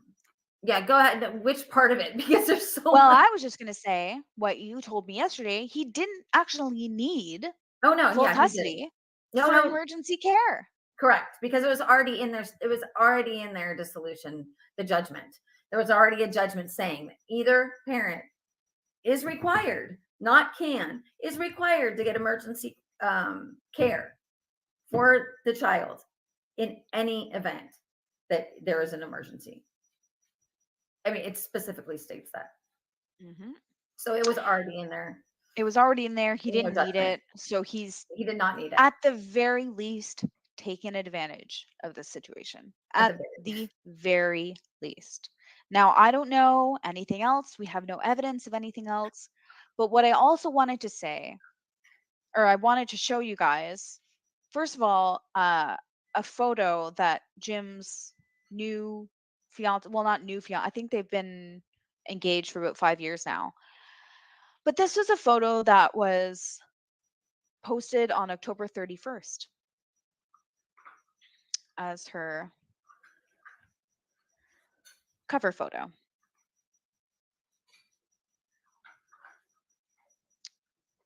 So that's them walking through the forest. Love this.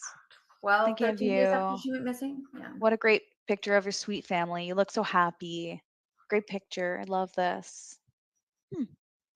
Don't really seem to be, I don't know.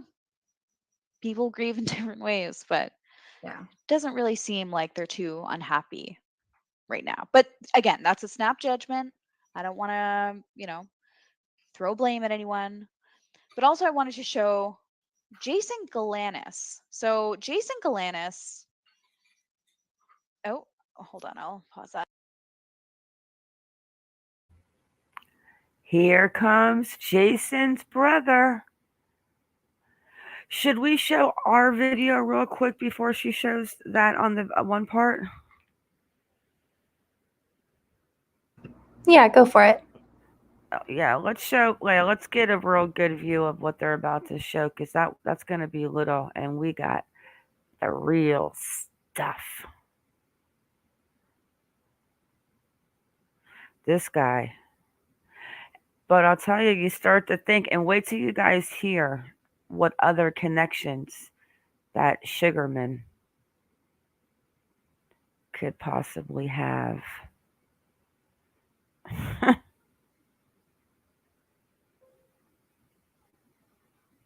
Do you hear that when it goes ding?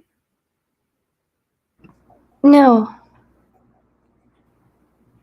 All right, let's watch this guy real quick and we'll go back to the video.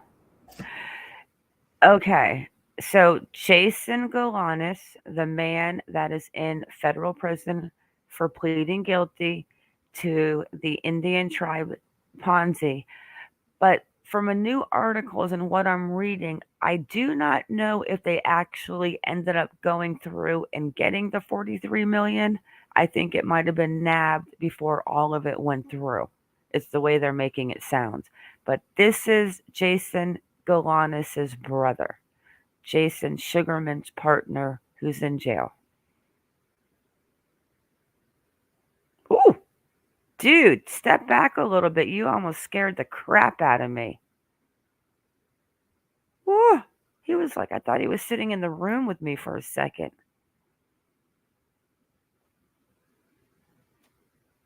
That is too close to the camera, sir. Did that not scare you for a minute? I'm telling you, I think I just jumped. That's why I have to mute myself so that way I don't scream. Oh my gosh, I was not expecting his face to be so big and so close. I was like, ah! I'll be good.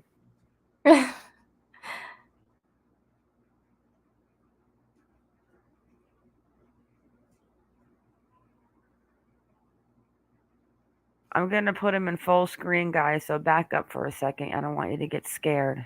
Okay, that's much better. Okay, here we go.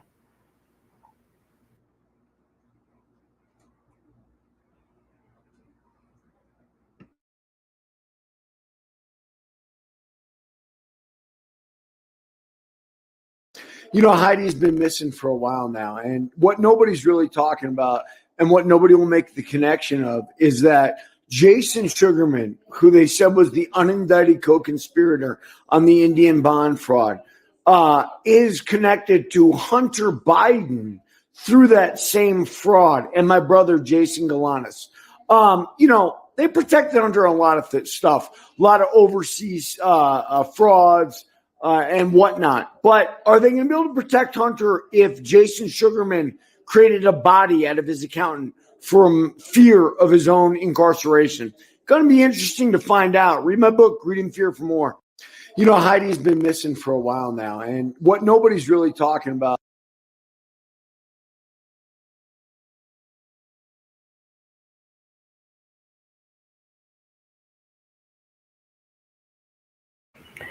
So he just pops out with the fact that now we might have a connection into the Biden family.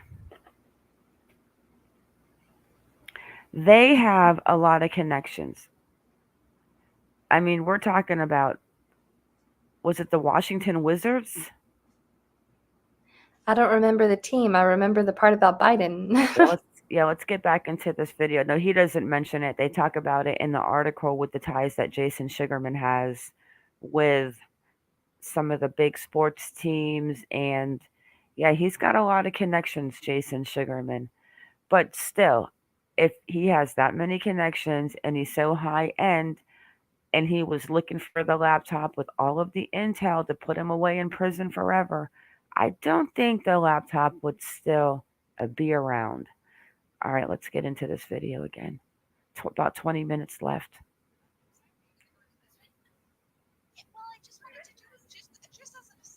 Up.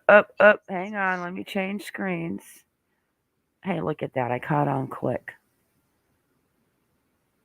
See, I'm so used to sharing my whole screen, but if I share my whole screen, I can't come back into StreamYards if something is playing. New fiance, well, not new fiance. I think they've been engaged for about 5 years now. But this was a photo that was posted on October 31st as her cover photo.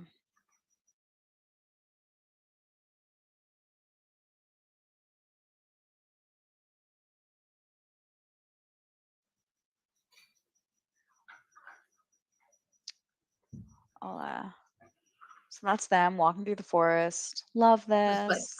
12, Thinking of 13 days after you. she went missing. Yeah. What a great picture of your sweet family. You look so happy. Great picture. I love this. Don't really seem to be, I don't know. People grieve in different ways, but Yeah. it doesn't really seem like they're too unhappy right now. But again, that's a snap judgment. Can anyone read that Facebook name? That's probably not even Facebook. Is that Instagram? Let's see if I can get that name too. Kind of looks like Marta. Yeah, I definitely see. And I see like a Maria Car with a middle name, and then maybe it will come in clear. Got to get that Maybe name. it says Maria. Let me see if I can find it. I don't want to, throw blame at anyone. Stay Also, I with wanted us, to girl. We'll show find it later. Jason Galanis. So Jason Galanis. Oh, hold on. I'll pause that for a sec. Are you going to go into this right? Yeah, well, I just Are you wanted to ready do for this? just as an aside, because this was shared on TikTok and was sent to us, a couple weeks ago, and I was like, Galanis, God, I wonder if they're related, and then I just kind of forgot about it. But I thought this just was interesting because this indeed is Jason Galanis's, who I is followed up ex-business yesterday, and it partners. absolutely 100% is verified. Yes. Yeah, this is 100% verified, but I didn't know this until today when I asked Dawn. I'm like, really, this is him? And she's like, yeah, I sent that to you. It's like, I'm sorry, I just, There's there's so much information, but I just thought, given the fact that we just saw the many of the court documents, and like again, there are hundreds and hundreds of pages that we've painstakingly gone through, and essentially it briefly talks about the incident that's been passed around, that everyone thinks that she's a drug addict, that she was at the Hope and Flower building to pick up drugs. Like, first of all, the drugs she was using were ADD drugs, and you don't get that. You don't go It was downtown, drive an prescribed hour. medication. It wasn't Yeah, illegal drug use. you don't go downtown in an alley to get that. You go to your friggin' doctor, okay? And So she he submitted something to the court from her doctor saying, yes, every 30 days she gets 30 or however many. yeah, And that's never been an issue. So no. And he could lose his never license asked over for that. more. She never had 3 prescriptions at 3 different pharmacies. All this other stuff that was being said, there is documentation that she provides. And if you're not going to hold her weight of documentation, how can you hold Jim's, is what I'm saying. Right. And So he submitted no proof. He says, even in his declaration of her being unsound, he's like, she's showing signs of depression and anxiety.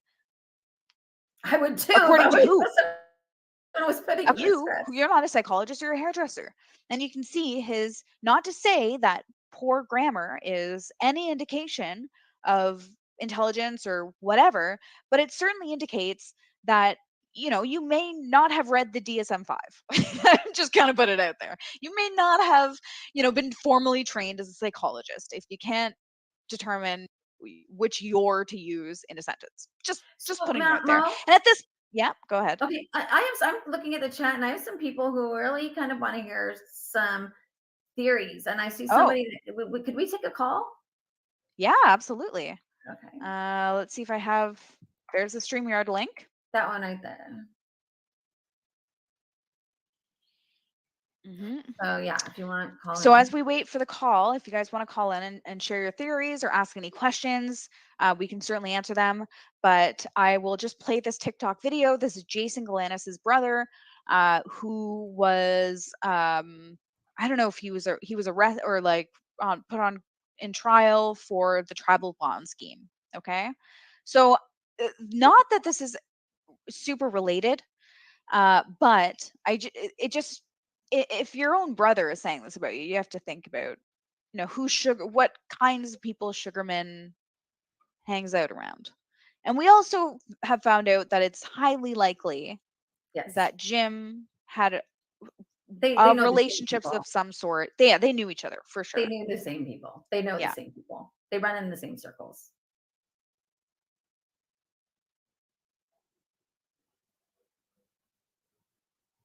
I don't think we're getting audio on that. Oh, there's no audio? No. Okay, hold on. The audio is the most important part of that screen. So I'll just reshare. I always forget to click share system audio. Here we go. Let's try this again, shall we? Okay, so the latest news on Heidi Planck is they're describing her as mentally imbalanced and a psychopath. Yeah, you know, I guess that fits the narrative because they don't want it brought up that Hunter Biden was involved in the same Indian bond fraud that Jason Sugarman, her boss, was involved in. Just another cover-up. They're going to say, yeah, crazy woman finally let loose, as if a lot of people don't have issues like that, and they don't go missing every day, and they certainly aren't employees of a guy like Jason Sugarman involved in a case with Hunter Biden. Really sad. The truth can never come to light in this stuff.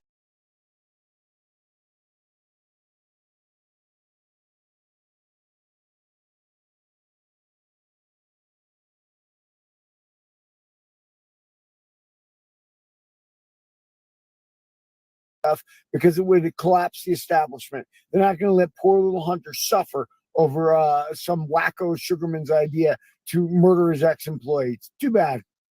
Okay. So it's outlandish, I'll admit. It is, but I did check this out, and it is true. There are ties to Hunter Biden as far as the tribal bond scheme. Definitely ties. And I won't say anything more than that because I just don't think it's appropriate to. And I value my own safety. So I'm going to leave. Hi, Alyssa.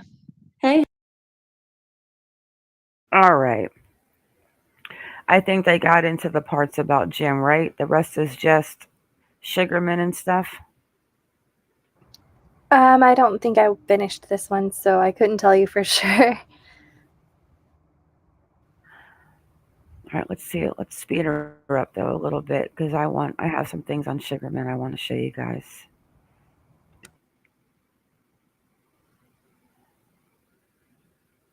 Hey, honeys. So what do we know about Jim's fiance? Not a whole lot. Like, Not much. does she have? Oh. So he's not married. This is a fiance. I got to put that on my card. And we also need to take a ride by Jim's house so we can send the protesters out there. Have her own children? No, that we know. Can she have children? Is my question. I don't know if she Because can. it seems like Jim's trying to build this perfect happy family with her and excluding Heidi. I've seen a lot of Lifetime in my days, but it would be a theory that she can't have kids, desperately wants children. Jim's trying to fulfill her every little whim. I have seen that particular instance almost verbatim. It's crazy. That has happened to somebody that I know. Yeah. And it may sound outlandish to a lot of people, but when you're that desperate to have kids and you can't, sometimes people will do anything. Well, what did we see with Cleo? Right? Look at that. Everyone thought, oh, there's no way some random stranger went in and picked her up from, I don't know if you guys have heard of the story, but we kind of covered it, where like someone literally went in, this man who's obsessed with Bratz dolls, and not shaming the doll community, but like just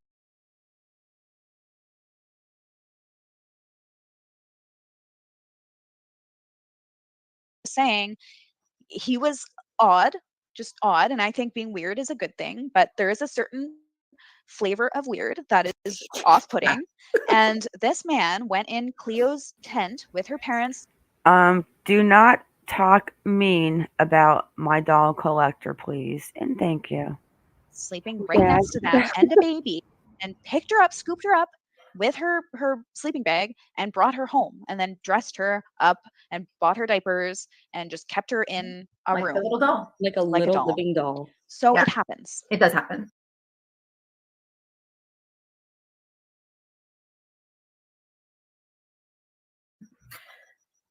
But I'm wondering if this was Jim's way to make it a reality.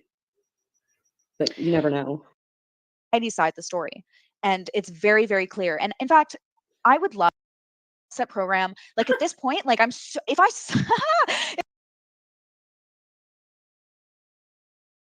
All right, they're basically just giving their own thoughts on what they think.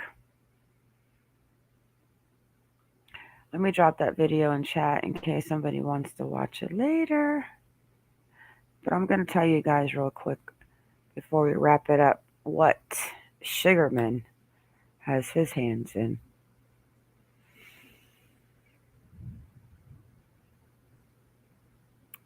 I don't know. And then we're going to take a ride, look at his house real quick. Okay, so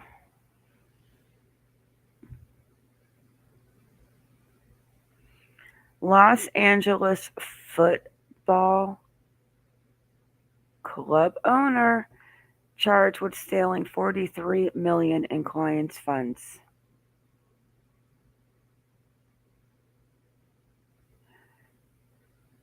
So basically, Jason Sugarman, a Los Angeles financier who also has ties to the LA Dodgers and the Golden State Warriors, pocketed about $9 million in the scheme.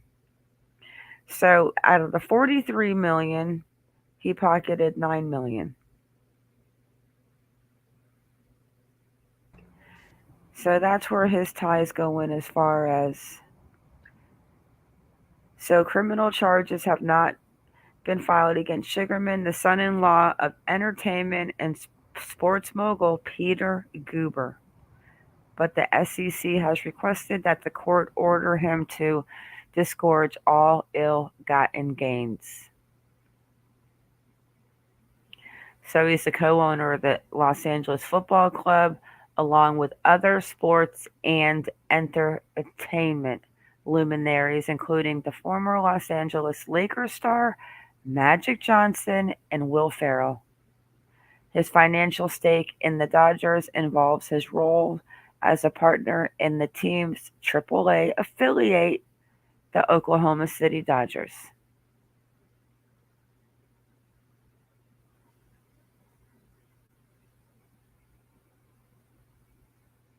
Thoughts? Well, And I'm really interested in this tribal situation now. well, But that whole thing is that's what his partner's in jail for, Jason Galanis. It was a $43 million scheme, and supposedly Jason Sugarman mhm. got 9 million out of it. But supposedly that money's been, even when Jason Galanis went to prison. Remember, he had to give $20 million. I still don't think he's involved. I did in the beginning of all of this, but I'm not even looking at him at this point. I just think it's interesting. And then let's just look at this last paper.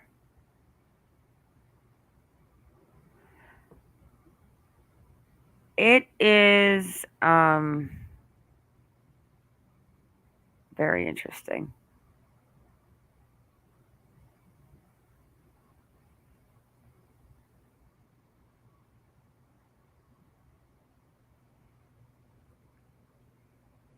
And we looked at this paper before, remember? Yes. The 43 million tribal bond scheme.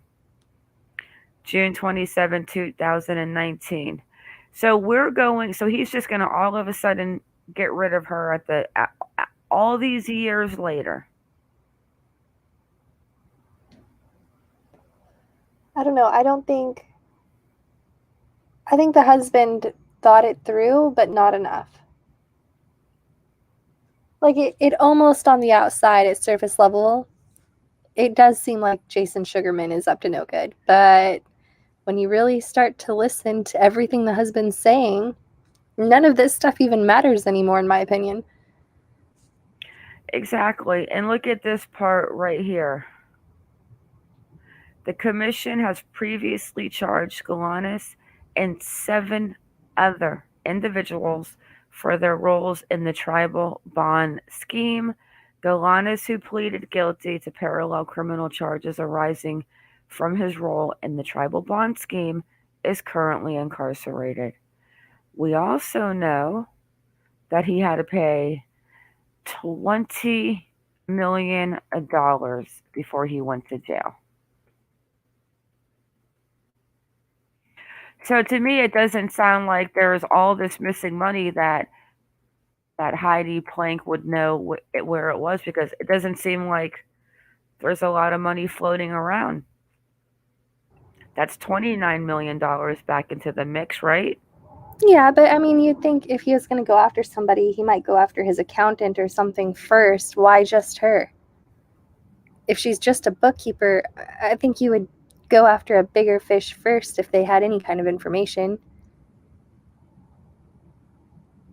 Yeah, but what I'm saying is, if you were going to hurt her, Mm-hmm. and all the information, like the husband claims, they kept, oh my gosh, they keep calling me. They want the laptop. They want the laptop.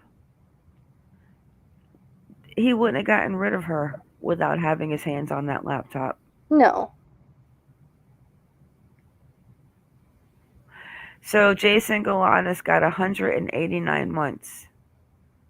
Now Morton gets 15 delayed for defrauding tribes.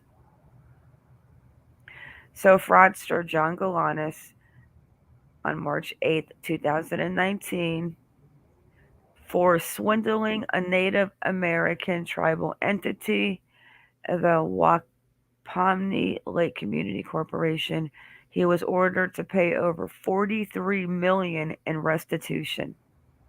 It was ironic because part of Galanis' argument against the 10 years of imprisonment was he also sentenced to was what the U.S. Bureau of Prison has refused to, been unable to get him, and a pair of orthopedic shoes, leaving him in a wheelchair.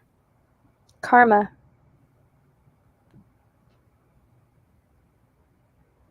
Huh. So a man without shoes is billed 43 million, and he is already 75 years. He is already 75 years ago.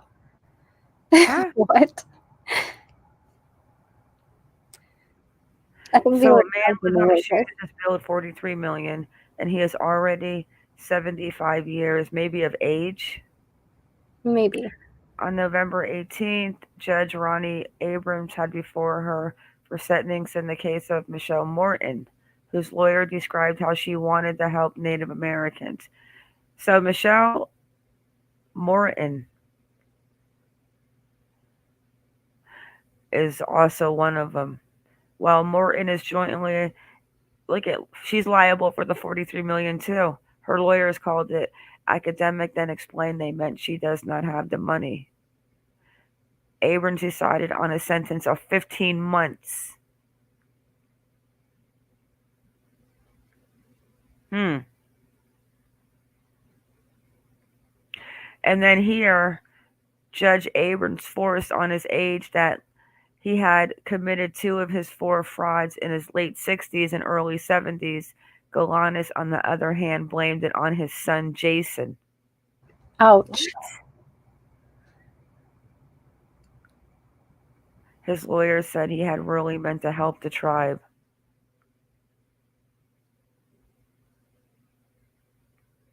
$189 months participation in a fraudulent scheme. Galanis was sentenced for his role in the scheme to manipulate the market. He was also sentenced in a scheme to defraud a Native American tribe entity in the investing public of tens of millions of dollars. Anyways, yeah, I don't think for Jason Sugarman getting rid of Jessica getting rid of Heidi is really going to do anything. She was the bookkeeper, and I don't think the laptop would have been left behind. All right. All right, what are your thoughts, girl? Tell me your thoughts while I look for one more thing, and then we are going to wrap this up. Oh, I think I've said it. I think he wanted to make her look like a bad guy. I think he got mad when she wanted a divorce, and it was if I can't have you, no one can have you. And I don't think the son is anything more than just a pawn in the game to make her life as miserable as possible, as miserable as he feels his life is. And I think he's the one who's honestly in need of some sort of psychological, I don't even know, evaluation. Okay, so let's just say the husband's involved. Let's just Mhm. play. Okay. Where is the car? Well, I don't know. Could someone else be involved? Could the wife be involved?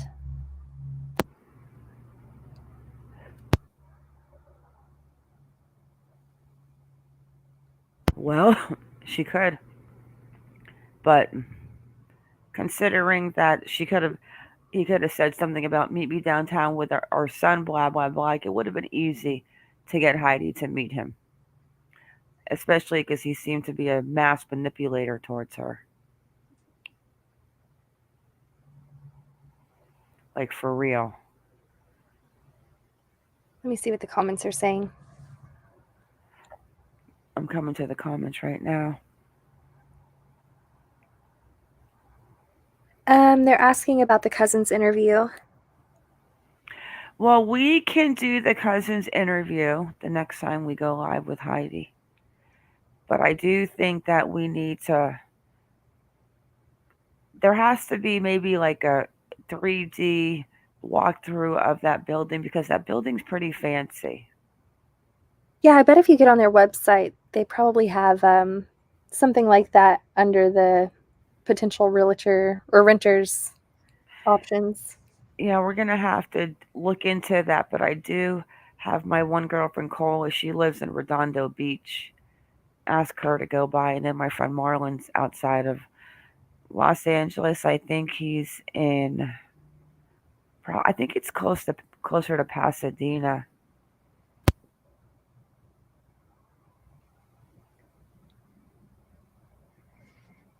Who was the Maria that you were looking at on Instagram? I think it was.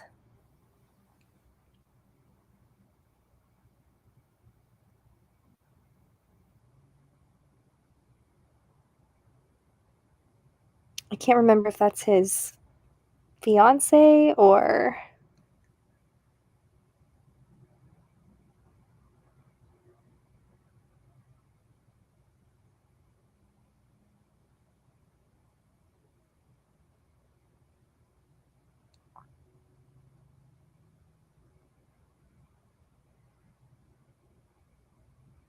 I'm looking at the comments.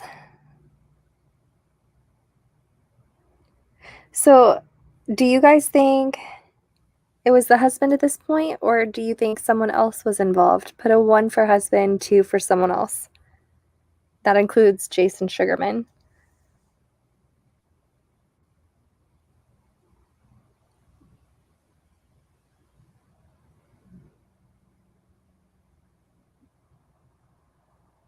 There's too many little things that have too many little red flags, like the laptop, like the just like the things that I was saying earlier, the dog being left in the building The and phone.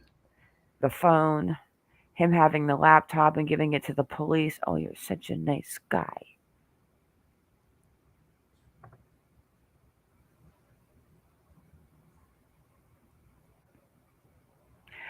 This guy goes by, yeah, he's got a few now I'm not sure if this is where he lives, but we're about to find out. Let me do a property search.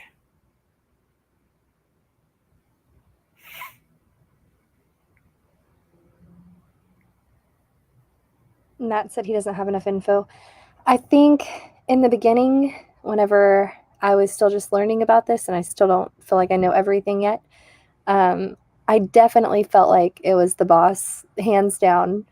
But the more that comes out, now I just don't even know how I even thought that was possible. Rachel, were you here earlier when we just watched the video and all the court documents and what was said and how he basically tried to brainwash and manipulate her and not let her see the kid? And yeah, it's pretty deep, and that's why now I always thought those text messages were off. And another thing we can't forget is the dog was found. Let's just give it the next day. The dog was the microchip was called in. He knew before she did not come pick the boy up. Yeah, he waited days to call her in as missing. Sunday to Wednesday.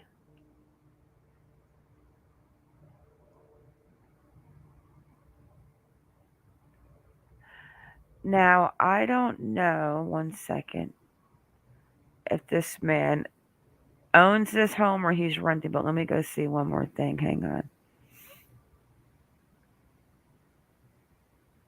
Do they say he lives in Sherman Oaks? Let me look.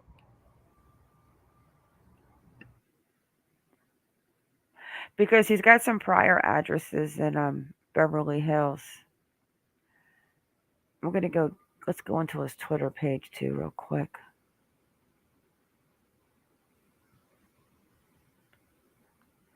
Yeah, he used to live in Beverly Hills.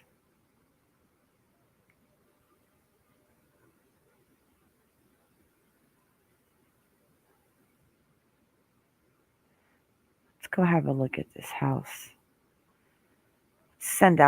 Let's send out the boots on the ground, guys. Get those boots on, Alma. Yeah, all I know for Me sure is that too. he worked in the Beverly Hills. Yeah, Sherman Oaks is, if I'm not mistaken, Alma would probably tell me. I think Sherman Oaks is very close to Beverly Hills. I lived in Los Angeles when I was young. Actually, during the O.J. Simpson trial. I lived in South Pasadena. I loved it, but because I've got him in Sherman Oaks. And let's go have a look. Oh, yeah, that's probably the house. Let me share my screen.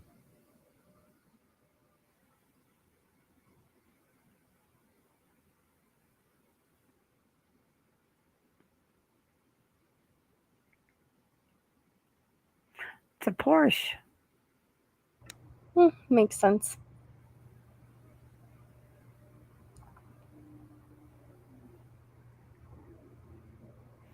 Well, this is 2021 too. Let's go look and see how big the back is.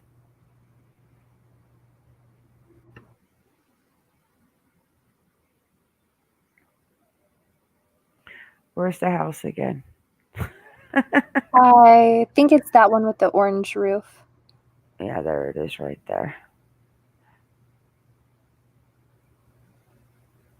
They have a little bit of a kind of a little yard above that pool.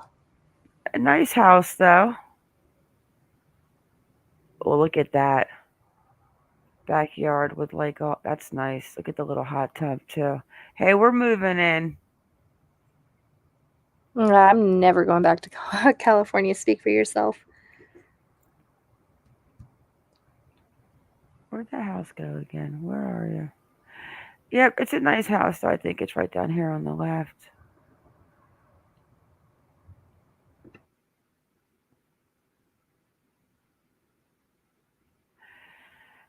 So that's supposedly where he lives. But if he does live there, and I'm not saying that he does, he does not own it.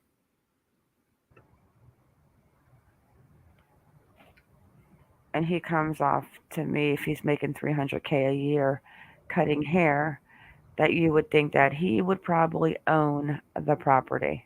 I don't know. Maybe if he lived in Texas making $300,000. I don't know about California. Like there's no residence on it. There's no deeds on it. It's just pretty blank. All right, let's end this live. Let's go have a look at his Twitter page. Wait a second. Let's.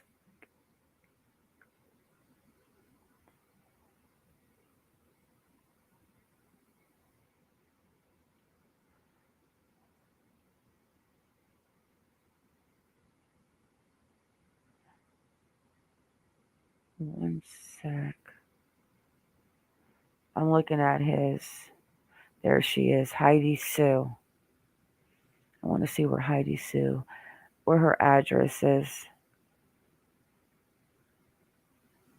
Alma. Is Alma still in the house? Yeah, there she is. So we'll pay you. We need to get you a construction helmet with a GoPro cam on the helmet with a bright orange shirt that says "Boots on the ground, baby."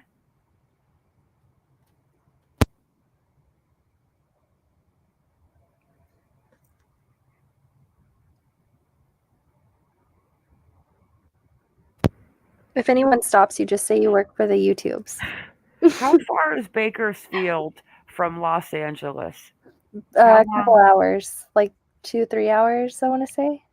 Oh, what's that? Maybe 4. I don't know. When I lived in Riverside, it was like 3 hours. What happened to my husband's wrench?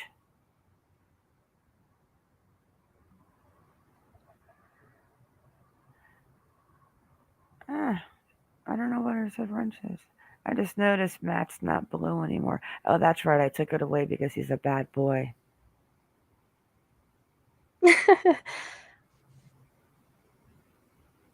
For some Almost reason, like 2.5.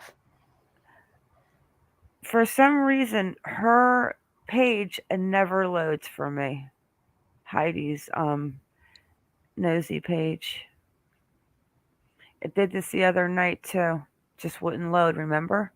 It's in cahoots with Melissa's video. Let me just click on her name. Yeah, the Suns game was in Downey. Okay, so let's go ahead and put that back on the map. Let's go ahead and put that back on the map. So the Suns game was in Downey. I have a lot of family in Downey, actually. Now, I don't know.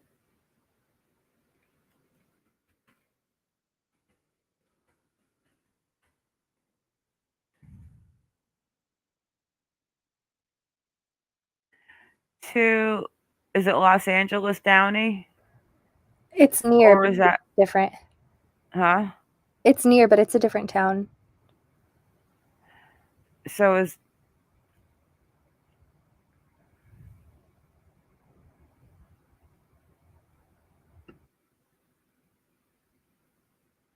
so that's about a 35-minute ride.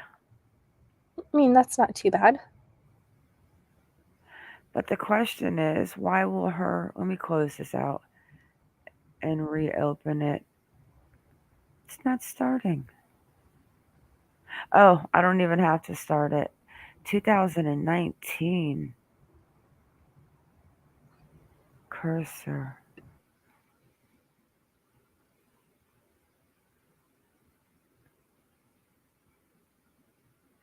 I mean, it honestly sounded like she had a hard time, like finding a place and staying in the guest room and having her keys stolen. And I Wait, mean, she had her he really, stolen. I mean, he just completely, um, you know what? I wonder if he was on that webpage with those spells that Larry Migliette was trying to cast on Mai. I think I said that to you. Did you? Yeah, I mean, he's pulling a lot of the same maneuvers that Larry pulls.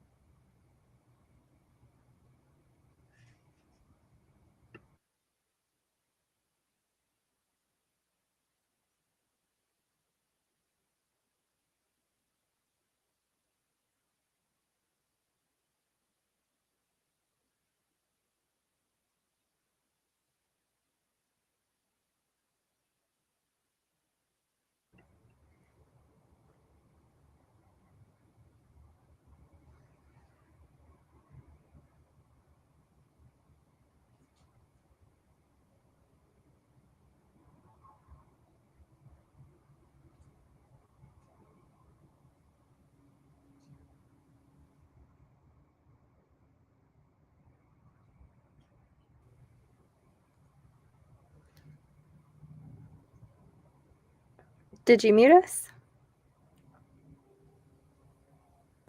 Now I'm trying to find the daily page.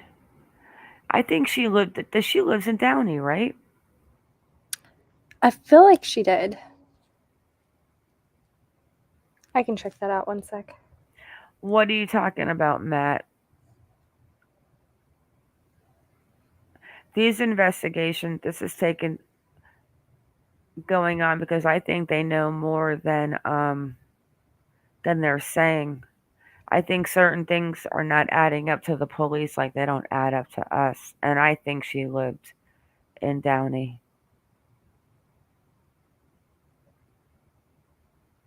And then she was found in downtown Los Angeles. I don't know. I have her on a Helms Avenue in Los Angeles.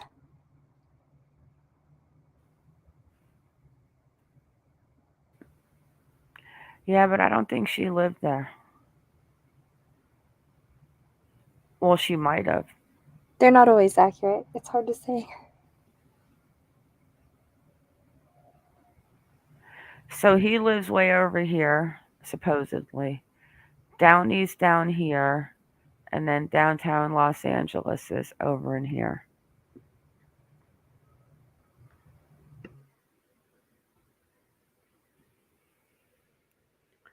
He could have came right there to downtown. I don't know. It's definitely, I have to honestly believe that they know a lot more than what we know. I just can't imagine that there wouldn't be more surveillance.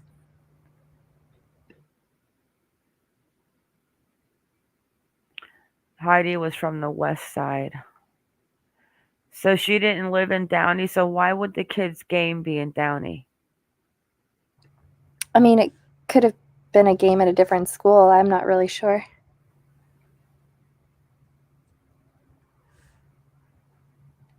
And what address do you have her at? Let me get the street. It says Helms Avenue, Helms.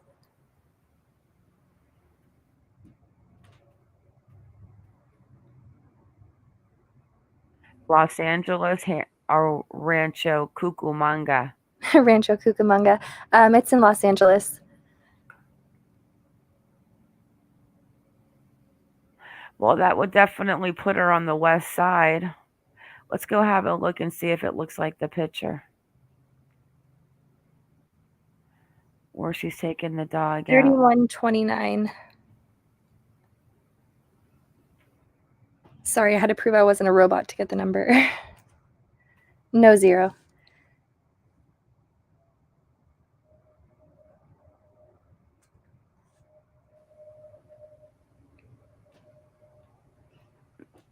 Let's go see if it looks like the driveway. Let's see if we can still see the cupcakes out there.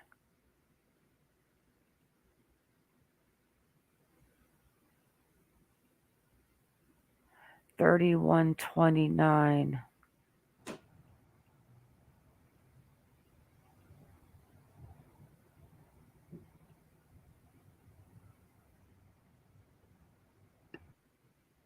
Are we going up or down?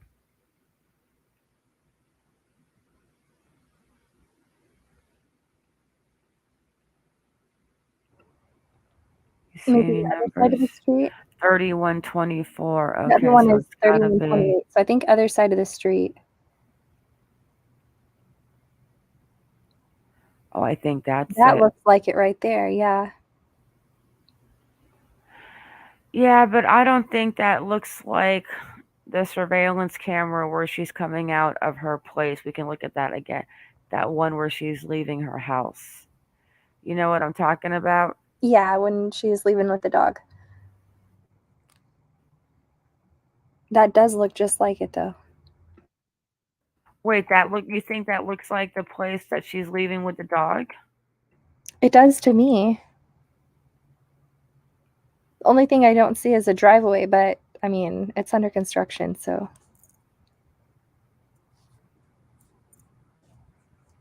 Let me see. I thought it kind of looked like to me like it was a light creamy color. Hmm.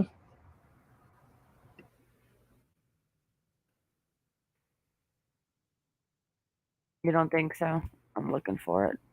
I am too. Oh, let's go look at the boss dropping off the muffins. That shows the house better.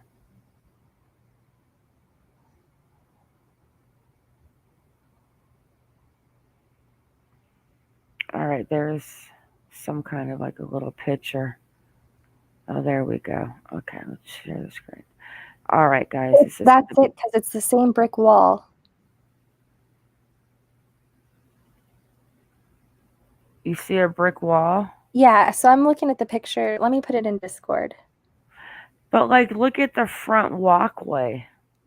When you see this wall, I think you'll understand what I'm saying. Okay, it's in the Discord.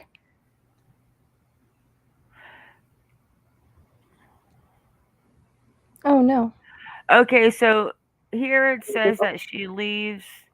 So she lives right around here, mid-city. Yeah, look at that wall behind her. What am I looking at?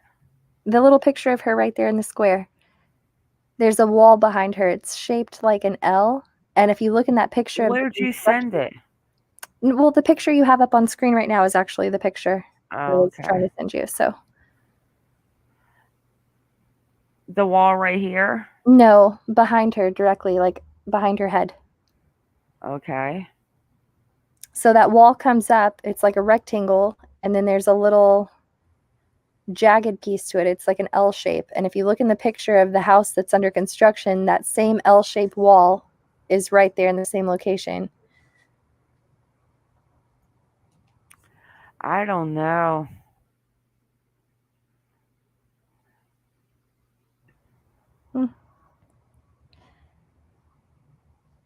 I mean, like the thing that I'm not seeing is, forget the wall. I'm not seeing the sidewalk with the plants.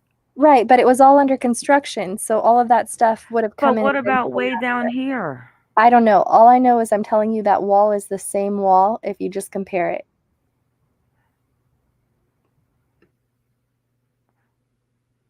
I don't know.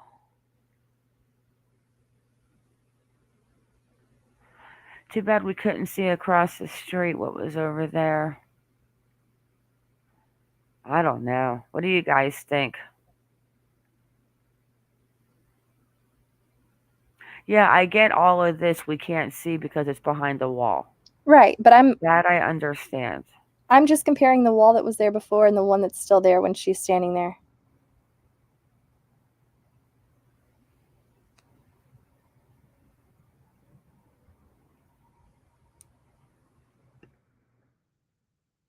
It just seemed like even when she's walking out of the house, it seems like it's not a high building. It seems like it's just maybe 2 stories. I don't know. And also, if you look next to her, in front of her car, you can see that slatted glass.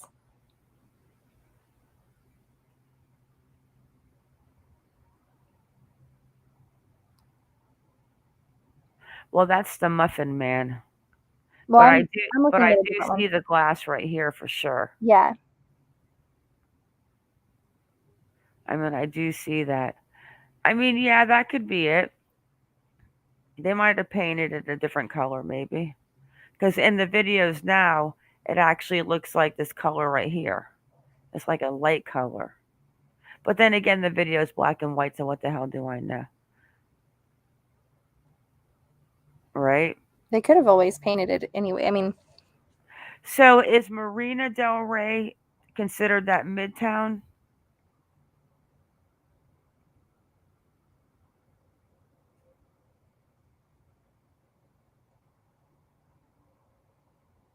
Is that considered Midtown? Marina Del Rey?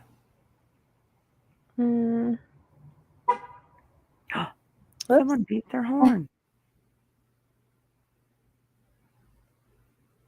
Yeah, for some reason it will not load her report.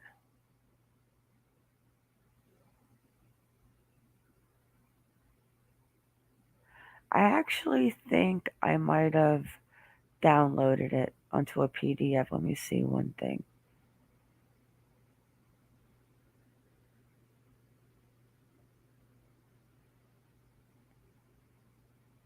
And then I don't know if it really matters where she was coming from, but that map kind of basically shows you her house, where the game was.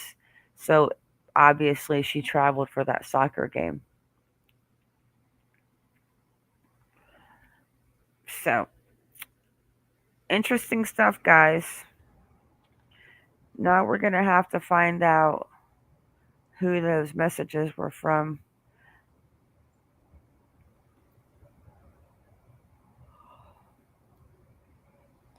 I feel like I have a lot more answers now, but still, I don't know, more red flags. In my opinion, like I said, if I had to go in Vegas and Sugarman was red and Wayne was black, I would bet all my money on black. Unfortunately, I agree. We agree on one. I think a lot of times in the end, we end up agreeing. Yeah, next we're going to have to listen to the cousin's video. See if we can somehow reach out to her 2 friends. We're going to have to go back and watch them and get their names. And then we're going to have to inspect into that building and see as far as video cams, and I might just call the building myself and ask to speak to someone in security and ask them.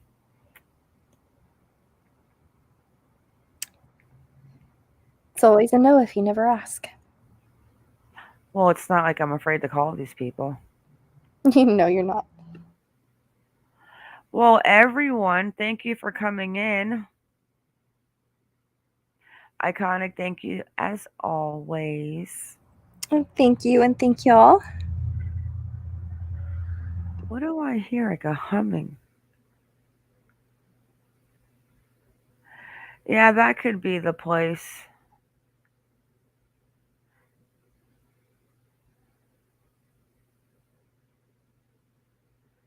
This was actually 2019. That's Street View, so it could definitely be redone by then.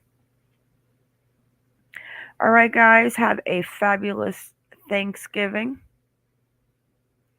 Keep your babies safe and stay vigilant. Hey, British agent. She had the best comment earlier today. I'll tell you. I can't tell you in here. We're not allowed to talk about that stuff in here. I Oh, think I know you what you're saw talking it. about. You I saw it. know what you're talking about. Yeah. Ah, the laboratory. Flower and Hope. That's the name of the building. Yeah, I'm going to make some phone calls after Thanksgiving and see if I can't get a 3D view and then ask them about security and how in the world did a dog get in the building on the 36th floor. Somebody put that dog in there. And now they said that she knew somebody in that building. So we're going to have to go back and find that lady who mentioned the dog because it honestly sounded like somebody asked her to watch the dog. Yeah, it did. Something was weird with that too. There's a lot of red flags that we need to dig into. Hello, Leisha. Well, everyone, we will not see you tomorrow because it's Thanksgiving. And on the 26th at 10 p.m. is the Facebook meeting. But I'll go ahead and make a community post on that Friday morning. Hello, Leisha. Yeah, that ex is a mind manipulator, a very nasty person. I bet he made a key to the Land Rover, too. And with that, guys, it is a wrap. Good night. Say good night, girl. Don't be shy. Good night. Happy Good Thanksgiving. night. Thank you to my lovely mods. Hi, Leisha. Have a great Thanksgiving, guys. I'm going to buy me a pumpkin pie. Save the turkey and choose a salad. A night, guys.